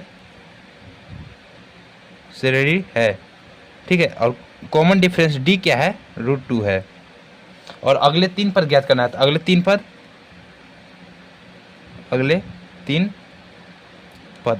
ज्ञात कर लेते हैं फटाफट। अगले 3 पद देखो, ये एक पद और ये दूसरा और ये तीसरा। तो सिंपल है यार, क्या करो कि इसमें अगले यानी कॉमन डिफरेंस को जोड़ दो। तो 3 + 3 √2 है, तो यानी कि A5 क्या हो जाएगा, 3 + 3 √2 प्लस में √2 को जोड़ देंगे, तो 3 और फिर प्लस 3 और 1 4 √2, 4 √2 हो जाएगा। ठीक है, तो यानी कि A5 हो गया 4 + 3 + 4 √2, 3 + 4 √2, और A6 हो जाएगा A5 + D। तो A5 हमारा है 3 + 4 √2 प्लस D क्या है, √2 है, तो 3 और फिर प्लस में 4 1 5 √2, तो A6 हो गया 5, अरे यार 3 + 5 √2, और फिर इसमें √2 जुड़ जाएगा, तो A7 बराबर हो जाएगा A6 + D। तो A6 यानी 3 + 5 √2 प्लस √2 यानी कि 3 + 6 √2, 3 + 6 √2। तो ये हमारा 3 पद ज्ञात हो गया। अगले 3 पद ये रहा। ठीक है, तो आप इसको लिख देंगे अगले 3 पद 3 + 4 √2, 3 + 5 √2, 3 + 6 √2 है। ठीक है, तो ये देखो छठा क्वेश्चन ये दे रखा है, तो ऐसे देखने से ही पता चल रहा है कि ये एक समांतर श्रेणी नहीं है, क्योंकि आप इसमें से जब इसको घटाओगे तो आप एक बार निकाल के देख लेते हैं। तो D1 बराबर आएगा 0.22 माइनस के 0.2, तो इसमें से आया हमारा सिंपली 20 यानी कि 0.2। ठीक है, 0.2 यहाँ पर आया, और उसी प्रकार से अगर D2 निकाले तो D2 यानी इसमें से इसको घटा दीजिए, तो 0.222 माइनस के 0.222, तो देखो इसमें से सिंपली इसको घटाओगे तो कितना आ जाएगा, 2 में से 2 जाएगा 2, और फिर 0 यानी कि 0.002। तो पहले आया 20 पैसा और उसके बाद आया 0.002। ठीक है, उसके बाद D3 ज्ञात करो, तो D3 देखो इसमें से इसको घटा दो, 0.2222 माइनस 0.2222, तो इसमें से देखो सिंपली इस 2 और 0.000, तो ये देखो ये मतलब कि कितना डिफरेंट आ रहा है। तो ये यहाँ पर ये D1 बराबर D2 बराबर D3 यहाँ पर नहीं है, सो ये एक समांतर श्रेणी नहीं होगा। ठीक है, नहीं। नेक्स्ट क्वेश्चन मैं सोच रहा हूँ जो आसान है वो तो आप आसानी से कर ही लोगे, थोड़ा सा दिमाग लगे। जो थोड़ा क्वेश्चन दे रखा है 0, -4, -8, -12 और फिर डैश। तो सिंपल इसमें देख हम लोग लिखेंगे हल तो लिखेंगे ही, हम लोग लिखेंगे दी गई समांतर श्रेणी। आप लोग लिख लीजिए दी गई समांतर श्रेणी क्या है, ये चीज़ दे रखा है। ठीक है, तो हमारा ये दी गई समांतर श्रेणी AP है, और ये हमको आगे के 3 मतलब आगे के 3 जो पद हैं उसको ज्ञात करेंगे अगर यह समांतर श्रेणी होगा तो हम यहाँ पर लिखेंगे प्रथम पद। तो प्रथम पद हम लोग कैसे निकालते हैं, ठीक है, प्रथम पद तो हम लोग देख लेते हैं, जो सबसे शुरू में होता है उसको प्रथम पद बोलते हैं। प्रथम पद को A से डिनोट करते हैं। ठीक है, स्मॉल a से, या फिर चलो अभी आगे बात करते हैं, स्मॉल a से इसको डिनोट करते हैं। तो प्रथम पद यहाँ पर क्या है, 0 है, तो 0। अब उसके बाद हम निकालेंगे सार्वअंतर। तो सार्वअंतर D बराबर क्या होता है, अगर सार्वअंतर अगर हम निकालें तो D1 निकालते हैं। ठीक है, D1 निकालते हैं सबसे पहले। तो D1 बराबर होता है A2, ये होता है A1, ये होता है A2, ए होता है A3, ए होता है A4। तो A2 माइनस A1 करेंगे तो हमारा D1 निकल के आएगा। तो A2 क्या है, -4 है, कोमा माइनस A1 क्या है, 0 है। तो यहाँ पर देखिए D1 बराबर आ गया -4 में से, अगर -0 जाएगा तो कोई फर्क नहीं पड़ेगा, तो -4। तो D1 बराबर आया -4, D1 बराबर -4। अब इसी प्रकार से सार्वअंतर D2 देखते हैं, D2। तो D2 बराबर होता है A3, यानी कि तीसरा पद में से दूसरा पद को घटाएंगे, तो D2 बराबर आ जाएगा A3 की जगह पर -8 माइनस, और A2 की जगह पर -4, तो -4। तो D2 बराबर -8 और माइनस प्लस के 4। तो D2 बराबर देखो -8 में से प्लस का 4 चला जाएगा तो कितना बचेगा, -4 बचेगा। ठीक है, तो ये हो गया D2। अब इसी प्रकार से हम लोग D3 निकालेंगे, यानी कि सार्वअंतर तीसरा, यानी D3। तो D3 होता है D4 माइनस D3, और A4 माइनस A3, मतलब कि चौथे पद में से तीसरे पद को घटा दीजिए तो हमारा D3 ज्ञात हो जाता है। तो चौथा पद क्या है, चौथा पद है -12, और तीसरा पद क्या है, -8। तो -12 माइनस, और एक A3 की जगह पर -8, ये देखो इतना चीज़ है। अब सिंपल ये है D3 बराबर तो -12 और माइनस माइनस प्लस के 8, तो D3 बराबर -4। तो यहाँ पर आप लोग देख सकते हैं कि यहाँ पर D1 बराबर -4, D2 बराबर -4, D3 पर -4। तो हम लोग यहाँ पर क्वेश्चन में लिखेंगे कि इस प्रथम पद 0 है, सार्वअंतर -4 है, ठीक है, सार्वअंतर -4 है, और ये एक समांतर श्रेणी है जहाँ आप इसको नीचे लिखेंगे, जहाँ D1 बराबर D2 बराबर D3 है और समांतर श्रेणी है। तो आप लोगों को मैंने अगर देखो यहाँ पर 4 पद हमको ज्ञात है, और अगर 5वां पद ज्ञात करना हो तो 5वां पद हम लोग कैसे ज्ञात करते हैं? तो 5वां पद ज्ञात करने के लिए सिंपल उसका फार्मूला निकाल सकते हो। देखो यहाँ पर A4 है, अगर आप चाहो तो A4 में बस सार्वंतर को जोड़ दो तो हमारा 5वां पद ज्ञात हो जाएगा। ठीक है, यहाँ पर हर एक पद एक निश्चित संख्या जोड़ने से प्राप्त होता है, जिसको सार्वअंतर बोलते हैं। तो सार्वअंतर अगर हम -12 में -4 को जोड़ देंगे तो हमको सार्वअंतर यानी अगला पद मिल जाएगा। ठीक है, या फिर आप इस तरीके से भी कर सकते हो, A5 बराबर, आप सूत्र जानते हो, A + 4D। ठीक है, जिस संख्या का भी निकालना है आपको, A5 का निकालना है तो A + 4D, A6 का निकालना है तो A + 5D, और A7 का निकालना है तो A + 6D होता है, 6D होता है। ठीक है, ये चीज़ तो आप लोगों को मालूम होगा शायद। ठीक है, शायद क्या मालूम होना चाहिए यार आप लोगों को। तो अब देखो, अगर हम A5 निकालें ना, A5 तो A की जगह पर क्या है? A की जगह पर 0 है, +4 है, और इनटू में D की जगह पर क्या है? -4 है। देखो D की जगह पर -4 है ना, D की जगह पर -4 है तो -4।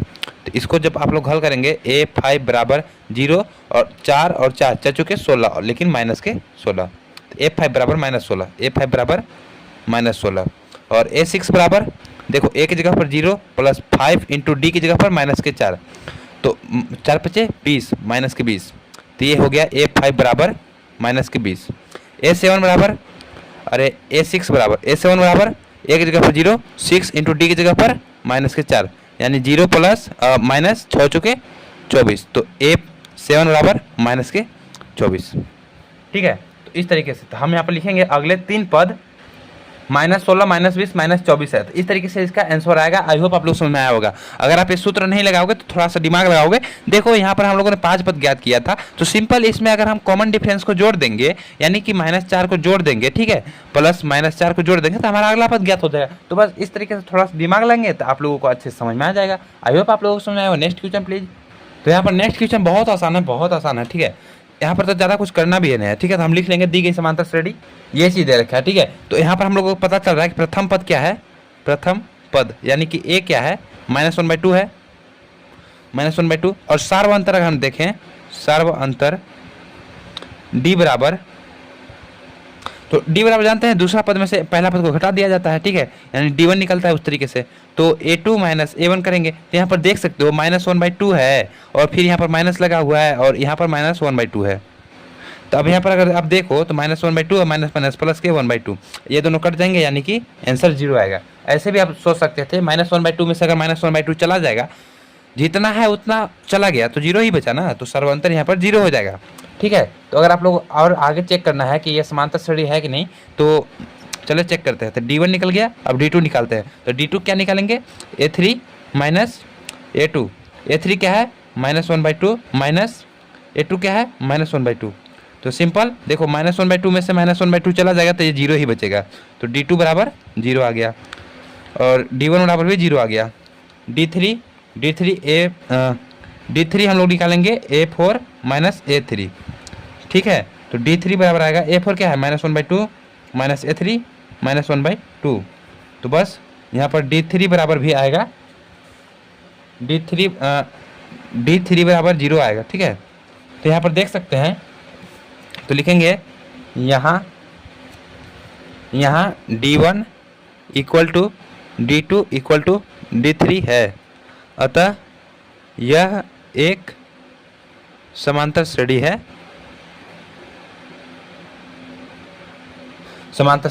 और ठीक है, और आप यहाँ पर एक और चीज़ देख सकते हो। देखो -1/2 है और कॉमन डिफरेंस D है 0। ठीक है, तो इसमें अगर हमको अगला पद ज्ञात करना है तो सिंपल है, जीरो जोड़ोगे तो क्या फर्क पड़ेगा, कुछ नहीं। तो सिंपल है, अगले तीन पद, अगले तीन पद, अगले तीन पद निकालना बहुत आसान है, बस जीरो है तो सिंपल सा यही चीज़ आ जाएगा। -1/2 में अगर जीरो जोड़ोगे तो क्या आएगा, -1/2 कोमा -1/2 कोमा -1/2, तो यही है। तो बस इतना ही करना था, आप लोग देख सकते हो जो सूत्र बताए थे उस तरीके से भी। लेकिन यहाँ पर देखो जो सर्वांतर है जीरो है, तो अब इसको अगर हमको अगला टर्म चाहिए तो इसमें जीरो जोड़ देंगे, तो जीरो जोड़ने से तो कोई प्रभाव पड़ेगा नहीं, तो सेम टू सेम यही उतर जाएगा। आई होप समझ में आया होगा। नेक्स्ट क्वेश्चन ये दे रखा है, तो ये तो देखने से पता चल रहा है। तो यहाँ पर हम लिखेंगे हल, आप चाहो तो लिख लेना कि दी गई समांतर श्रेणी इस तरीके से। यहाँ पर तो हम लिखेंगे हल। प्रथम पद देखते हैं, यहाँ पर प्रथम पद ए बराबर क्या है, 1 है, और सर्वांतर डी, तो डी बराबर देखो सबसे पहले d1 निकाल लो, a2 माइनस a1, तो d1 बराबर हो जाएगा a2 है 3 माइनस a1 है 1 यानी कि 2, तो d1 बराबर 2। ठीक है, उसी तरीके से d2 निकालेंगे, तो d2 यानी कि d2 निकालने के लिए a3 माइनस a2, तो d2 बराबर हो जाएगा a3 क्या है 9 माइनस 3 यानी कि 6 आ गया। तो यहाँ पर देख सकते हैं कि d2 बराबर 6 और d1 बराबर 2, तो d1 not equal to d2 है। तो बस यहीं पर हमारा जब क्लियर हो गया, ये समांतर श्रेणी नहीं है। ठीक है, समांतर श्रेणी नहीं है, तो जब नहीं है तो हम इसको निकालने के, अगले तीन पद निकालने की कोई जरूरत नहीं है। आई होप समझ में आया होगा। नेक्स्ट क्वेश्चन देखते हैं। तो अगला क्वेश्चन ये देखा है, तो हम लिखेंगे हल, तो लिखेंगे दी गई समांतर श्रेणी a, 2a, 3a, 4a। ठीक है, तो यहाँ पर हम लोग देख सकते हैं प्रथम पद जो यहाँ पर है, प्रथम पद देखो हमें यहाँ पर क्या बोलते हैं, प्रथम पद को a बोलते हैं, लेकिन यहाँ पर जो हमारा AP का सूची दिया गया है, AP में भी स्मॉल a ही है, तो हम यहाँ पर प्रथम पद को कैपिटल A से निरूपित करेंगे। ठीक है, तो प्रथम पद यानी कि कैपिटल A बराबर यहाँ पर क्या है a है, तो a लिख देंगे, a है। ठीक है, इसी प्रकार से अब सर्वांतर देखेंगे, तो सर्वांतर d1 देखते हैं। सबसे पहले d1 बराबर a2 माइनस a1, तो d1 बराबर a2 माइनस a1, तो यानी कि d1 बराबर a2 क्या है 2a माइनस a1 क्या है a है। ठीक है, तो अब यहाँ से d1 बराबर हो जाएगा, इसमें से देखो 2a में से अगर a के चला जाएगा तो क्या बचेगा, यहाँ पर 2 है a है और यहाँ पर 1 a है, तो यहाँ पर सिर्फ a बचेगा, तो d1 बराबर a आ गया। अब इसी प्रकार से d2 निकालते हैं, तो d2 यानी कि a3 माइनस a2, तो यहाँ पर d2 बराबर हो जाएगा a3 क्या है 3a है ना, माइनस a2 क्या है 2a है, तो d2 बराबर हो जाएगा 3 में से 2 चला जाएगा तो 1, तो यहाँ पर a बच जाएगा, तो d2 बराबर a।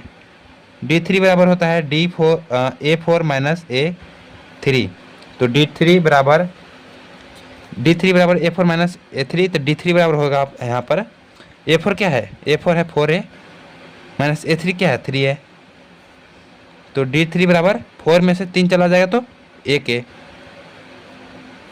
यहाँ पर आप लोग देख सकते हैं बढ़िया से एकदम सफा कि d1 बराबर, तो यहाँ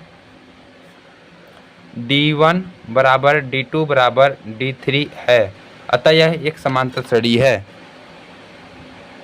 अतः यह एक समांतर श्रेणी है, तो श्रेणी है, और जिसका सार्वंतर क्या है a है। अगले तीन पद निम्न है। आप जितना बना करके लिखेंगे उतना ही अच्छा होगा आप लोगों के लिए। तो अगले तीन पद ज्ञात करने के लिए देखो 4a है, तो हमको ये हो गया पहला पद, दूसरा पद, तीसरा, चौथा, पांचवा पद, तो a5 ज्ञात करना है।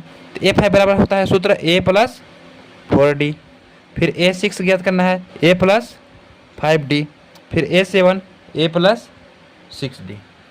ठीक है, यहाँ तक समझ में आया ना आप लोगों को। तो a5 बराबर हो जाएगा, देखो a की जगह पर क्या है, a की जगह पर a है, तो a plus 4d, 4 into D की जगह पर a, तो यहाँ पर सिंपल आप लोगों को a5 बराबर a प्लस 4a, तो a5 बराबर 4 और 1 5a हो जाएगा। तो अगले a5 5a हो गया। देखो यार डायरेक्ट आप लोग भी कर सकते हो, तो जब हम लोगों को कॉमन डिफरेंस यहाँ पर a है, तो सिंपली इसमें जब आप लोग एक a जोड़ दोगे तो हमको अगला पद मिल जाएगा। ठीक है, तो यहाँ पर 5a हो जाएगा, फिर इसमें एक और a जोड़ दो तो इसमें 6a हो जाएगा, फिर इसमें एक और a जोड़ दो तो 7a हो जाएगा। बस सिंपल यही करना है यार। अगर आप इससे भी देखोगे तो यही चीज़ आएगा। a की जगह पर a है, ठीक है, पहला पद यहाँ पर a है, ये देखो ये पहला पद का साइन है, ठीक है, पहला पद यानी a है, फिर a है प्लस 5 इंटू डी की जगह पर a है, देखो a और फिर 5 इंटू ए यानी कि a प्लस 5 है, तो यहाँ पर 6 हो जाएगा। फिर a7 की जगह पर a की जगह पर a प्लस 6 इंटू ए बराबर a प्लस 6a। बताओ a की जगह पर a और 6a और a मिलके 7a हो जाएगा। तो यही चीज़ आप लोगों को देखो यहाँ पर निकल गया था। अगले 3 पद ये चीज़ होगा। आई होप आप लोगों को समझ में आया होगा, ठीक है, ले लीजिए स्क्रीनशॉट। आगे बढ़ते हैं। अगला क्वेश्चन ये दे रखा है, तो हम लिखेंगे दी गई समांतर श्रेणी, तो ये चीज़ हम लोग लिख लेंगे, ठीक है। अब उसके बाद यहाँ पर दी गई समांतर श्रेणी लिख लिया, तो प्रथम पद यहाँ पर देखेंगे, प्रथम पद को स्मॉल ए से निरूपित करते हैं, लेकिन यहाँ पर देखो जो सूची दे रखा है वो हमारा स्मॉल ए में ही है, तो हम इसको कैपिटल ए मानेंगे। प्रथम पद कैपिटल ए, तो प्रथम पद की जगह पर क्या है, ए है ना, तो ए लिख देंगे। फिर सार्वंतर, तो D1 ज्ञात करेंगे, उससे हमारा चेक भी हो जाएगा। D1 बराबर हम लिखेंगे A2 माइनस A1, मालूम है आप लोगों को। तो D1 बराबर A2 की जगह पर क्या है, A स्क्वायर है, माइनस A1 की जगह पर A है, ठीक है। यहाँ तक आप लोगों को समझ आया ना। अब देखो हम इसमें से क्या कॉमन ले सकते हैं, D1 बराबर A स्क्वायर है और यहाँ पर A है, तो इसमें से A कॉमन आ जाएगा ना, A स्क्वायर की जगह पर A बचेगा, -1 बचेगा, ये चीज़ बचेगा। तो ये हमारा D1 हो गया। अब इसी प्रकार से D2 निकालते हैं, तो D2 बराबर होता है A3 माइनस A2। तो देख सकते हो यहाँ पर D2 बराबर A3 की जगह पर A क्यू है, माइनस A स्क्वायर की जगह पर A स्क्वायर है। तो D2 बराबर यहाँ से क्या कॉमन आएगा, यहाँ से A स्क्वायर कॉमन आ जाएगा, तो A स्क्वायर जब कॉमन आएगा तो यहाँ पर बचेगा एक सिर्फ और सिर्फ एक A बच जाएगा और माइनस में 1 बच जाएगा, ठीक है, ये चीज़ बचेगा। तो आप यहीं पर देख सकते हो, यहाँ पर D1 बराबर D2 होना चाहिए था, लेकिन ये है नहीं, क्योंकि यहाँ पर A है और यहाँ पर A स्क्वायर है। तो यहीं पर हमारा खेल खत्म हो जाता है और हम लिखेंगे समांतर श्रेणी नहीं है, ठीक है, समांतर श्रेणी नहीं है, ठीक है, इस तरीके से। तो ये दे रखा है। अगला क्वेश्चन है 12वां नंबर का, तो √2, √8 और √18 और √32। तो यहाँ पर हम लोग हल लिखेंगे और डायरेक्ट लिखते हैं, आप लोग लिख लीजिएगा दी गई समांतर श्रेणी इस तरीके से। तो उसके बाद मैं लिखता हूँ प्रथम पद, तो प्रथम पद यानी ए क्या है, √2 है, और D यानी कि सार्वंतर क्या है, हम D1 निकालेंगे। D1 निकालने के लिए A2 माइनस A1, ठीक है, यही चीज़ करते हैं। तो D1 निकालने के लिए हम यहाँ पर देखो D1 A2 क्या है, A2 हमारा √8 है और माइनस A1 क्या है, √2 है। तो हम इसको कैसे निकालेंगे, हम सबसे पहले √8 का गुणनखंड करेंगे, ठीक है। तो यहाँ पर आप लोग देखिए √8 का हम लोग गुणनखंड करेंगे, तभी जाके इसमें से घटा पाएंगे ना। तो √8 का गुणनखंड क्या होता है, √8 का गुणनखंड √8 है ना, तो 8 का हम लोग गुणनखंड करेंगे। तो इसको कर लीजिए, तोड़ लीजिए, 2 चौके 8, 2 दूनी 4 और 2 एकम 2। तो सिंपली रूट के अंदर 2 गुणे 2 गुणे 2। अब देखो यहाँ पर 2 का जोड़ा बनाना है इसमें, तो किसका जोड़ा बन रहा है, देखो इसका जोड़ा बन गया, ये बच गया। तो जिसका जोड़ा बन जाता है उसको बाहर लिख लेंगे और जिसका जोड़ा नहीं बना उसको अंदर। तो 2√2 हो गया, ठीक है, 2√2 हो गया यहाँ पर 8 का। और अगर आप देखो 2√2 हो गया √8 का, और अगर √2 लिखो तो इसका हम लोग निकाल ही नहीं सकते हैं। तो इसका जब निकलेगा नहीं तो यहाँ पर सिंपल लिखेंगे D1 बराबर √8 का 2√2 निकल के आया, तो 2√2 माइनस √2। तो यहाँ पर देख सकते हैं D1 बराबर 2√2 में से एक √2 चला जाएगा तो क्या बचेगा, √2 बचेगा। तो D1 बराबर आया √2। अब इसी प्रकार से D2 निकालेंगे, तो D2 बराबर होता है A3 माइनस A2।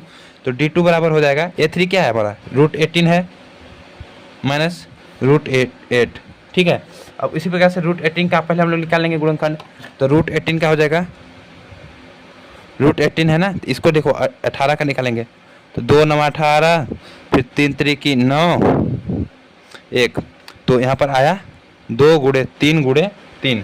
तो यहाँ पर देख सकते हो 3 का जोड़ा बन रहा है, तो 3 को बाहर लिख लेंगे, 3√2 आ जाएगा, ठीक है। तो D2 बराबर आ जाएगा 3√2 माइनस √8 का होता है 2√2 अभी निकाले थे। तो D2 बराबर हो जाएगा, 3 में से 1 चला जाएगा तो 3 में से 2 चला जाएगा तो 1 बचेगा, और √2 में से √2 यानी कि 3√2 में से 2√2 चला जाएगा तो सिर्फ और सिर्फ 1 √2 बचेगा। तो हमारा D2 आ गया √2। अब इसी प्रकार से हम ज्ञात करेंगे D3 बराबर होता है A4 माइनस A3। तो D3 बराबर A4 हमारा क्या है, A4 है √32 माइनस A3 क्या है, √18। तो यहाँ पर सिंपली √32 का ज्ञात कीजिए। तो √32 का ज्ञात करने के लिए हम देखेंगे यहाँ पर √32, ठीक है। तो 32 का LCM निकाल लीजिए। तो 2, 16, 2, 8, 2, 4, 2, 2, 2, 1, ये चीज़ हो गया। तो यहाँ पर 32 के 2 गुणे 2 गुणे 2 गुणे 2 गुणे 2, इतना आएगा ना। अब यहाँ पर ये बन के जुड़ा ये और 1 बच जा रहा है। तो यानी कि 2 गुणे 2 गुणे 2, ये रूट में रहेगा। तो 2 दूनी 4 √2, 4 √2 आया, ठीक है। समझ में आया ना आप लोगों को। D3 बराबर 4 √2 माइनस 4 √2, ये हो गया √32 का। और √18 का क्या था, 3 √2 था, 3 √2। तो D3 बराबर हो जाएगा, 4 में से 3 जाएगा तो 1 √2, ठीक है। तो यहाँ पर देख सकते हो, तो हम लिखेंगे यहाँ, तो आप यहाँ पर देख सकते हैं D1 बराबर D2 बराबर D3 है। तो जब ये समान है तो ये समांतर श्रेणी होगा, ठीक है, समांतर श्रेणी है। और जब है तो इसके अगले 3 पद, और यहाँ पर सार्वअंतर क्या होगा, सार्वअंतर D बराबर क्या है, D बराबर D1 बराबर है √2, यानी कि √2। तो सार्वअंतर यहाँ पर √2 है। और यहाँ पर अगले 3 पद, अगले 3 पद निम्न है, ठीक है। तो अगले 3 पद हम ज्ञात करेंगे। तो अगले 3 पद ज्ञात करेंगे तो बहुत इजी है, सिंपल क्या कीजिए, √32 में √2 को जोड़ते जाइए, ठीक है। तो यहाँ पर देखिए, यहाँ पर A1 2 3 4 चौथा पद ज्ञात है। तो अगले यानी कि A5 क्या हो जाएगा, A + 4D। इसी प्रकार से A6 बराबर A + 5D, फिर A7 बराबर A + 6D, ये हो जाएगा ना।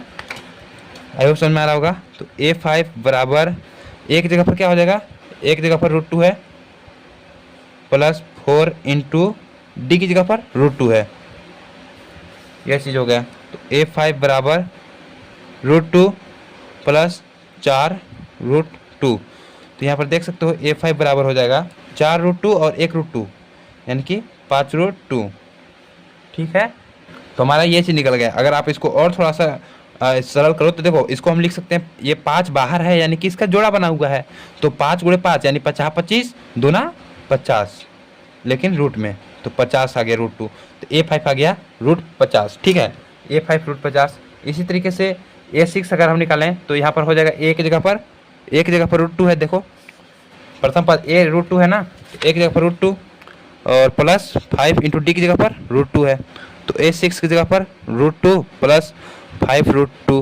तो A6 की प्लस 1 है, यहाँ पर 6 √2। तो यहाँ पर A6 की जगह पर 36 36 दूना 72, 36 दूना 72, लेकिन रूट के। तो ये चीज़ हमारा आंसर आ जाएगा।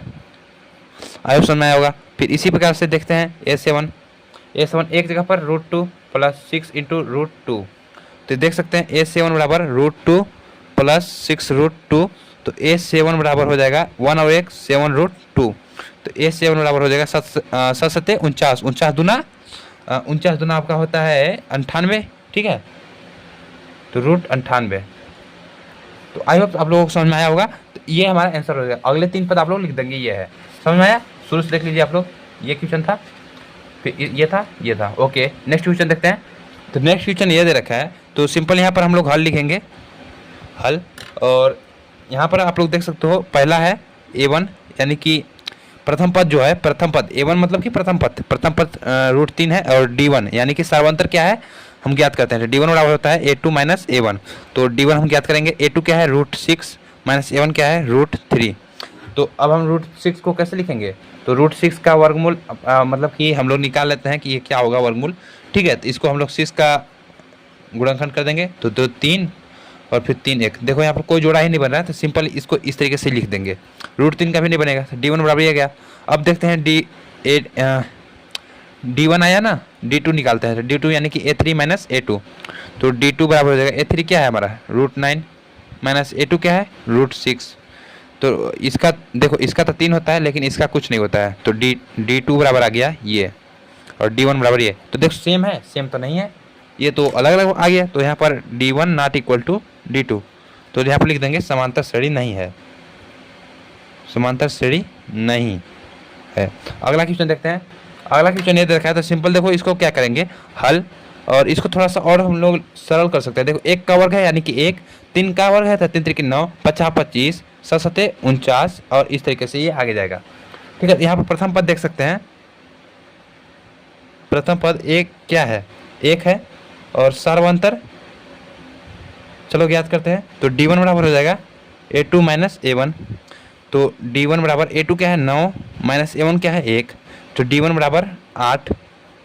अब इसी प्रकार से d2 निकालेंगे a3 माइनस a2, तो d2 बराबर हो जाएगा a3 क्या है 25 माइनस a2 क्या है 9, तो d2 बराबर 25 में से 9 चला जाएगा तो 16। तो देखो यहाँ पर d1 नॉट इक्वल टू है d2, तो यहीं पर हमारा खेल समाप्त होता है और ये समांतर श्रेणी नहीं है। ठीक है, नहीं, तो ये जब नहीं है तो इसका हम लोग निकालने की कोई जरूरत नहीं है। तो इस तरीके से इसका आंसर था। अगला क्वेश्चन देखते हैं फट से। तो अगला क्वेश्चन है आप लोगों का, अगला क्वेश्चन ये दे रखा है तो सिंपल इसका हल लिखेंगे और इसका सॉल्व करेंगे। तो एक का वर्ग 1, 50 25, 7 7 49 और 73 इस तरीके से। तो सिंपल अब इसका क्या करेंगे, प्रथम पद ए क्या है, ए दे रखा है 1 और सर्वांतर यहाँ पर डी बराबर अभी ज्ञात करेंगे। तो यहाँ पर d1 ज्ञात करते हैं, d1 बराबर a2 माइनस a1। तो यहाँ पर सिंपल देख लीजिए d1 a2 क्या है, a2 है 25 माइनस a1 क्या है 1, तो d1 बराबर आ गया 24। इसी प्रकार से d2 ज्ञात करेंगे। तो d2 a3 माइनस a2, तो d2 बराबर हो जाएगा a3 क्या है 49 माइनस a2 क्या है 25, तो d2 बराबर आ गया 24। फिर d3 ज्ञात करेंगे a4 माइनस a3, तो d3 बराबर हो गया a4 क्या है 73 माइनस a3 क्या है 49, तो d3 बराबर 24। यहाँ पर देख सकते हैं d1 बराबर, यहाँ पर d1 बराबर d2 बराबर d3 है, तो ये क्या है एक समांतर श्रेणी है, AP है। ठीक है, AP मतलब अर्थमेटिक प्रोग्रेशन यानी समांतर श्रेणी है। इसके अगले तीन पद क्या होंगे, इसके अगले तीन पद यहाँ पर आप देख सकते हैं क्या हो सकते हैं। देखो 73 है, अब सिंपल यहाँ पर हमको अगले तीन पद क्या करना है, तो इसमें 24 जोड़ देंगे।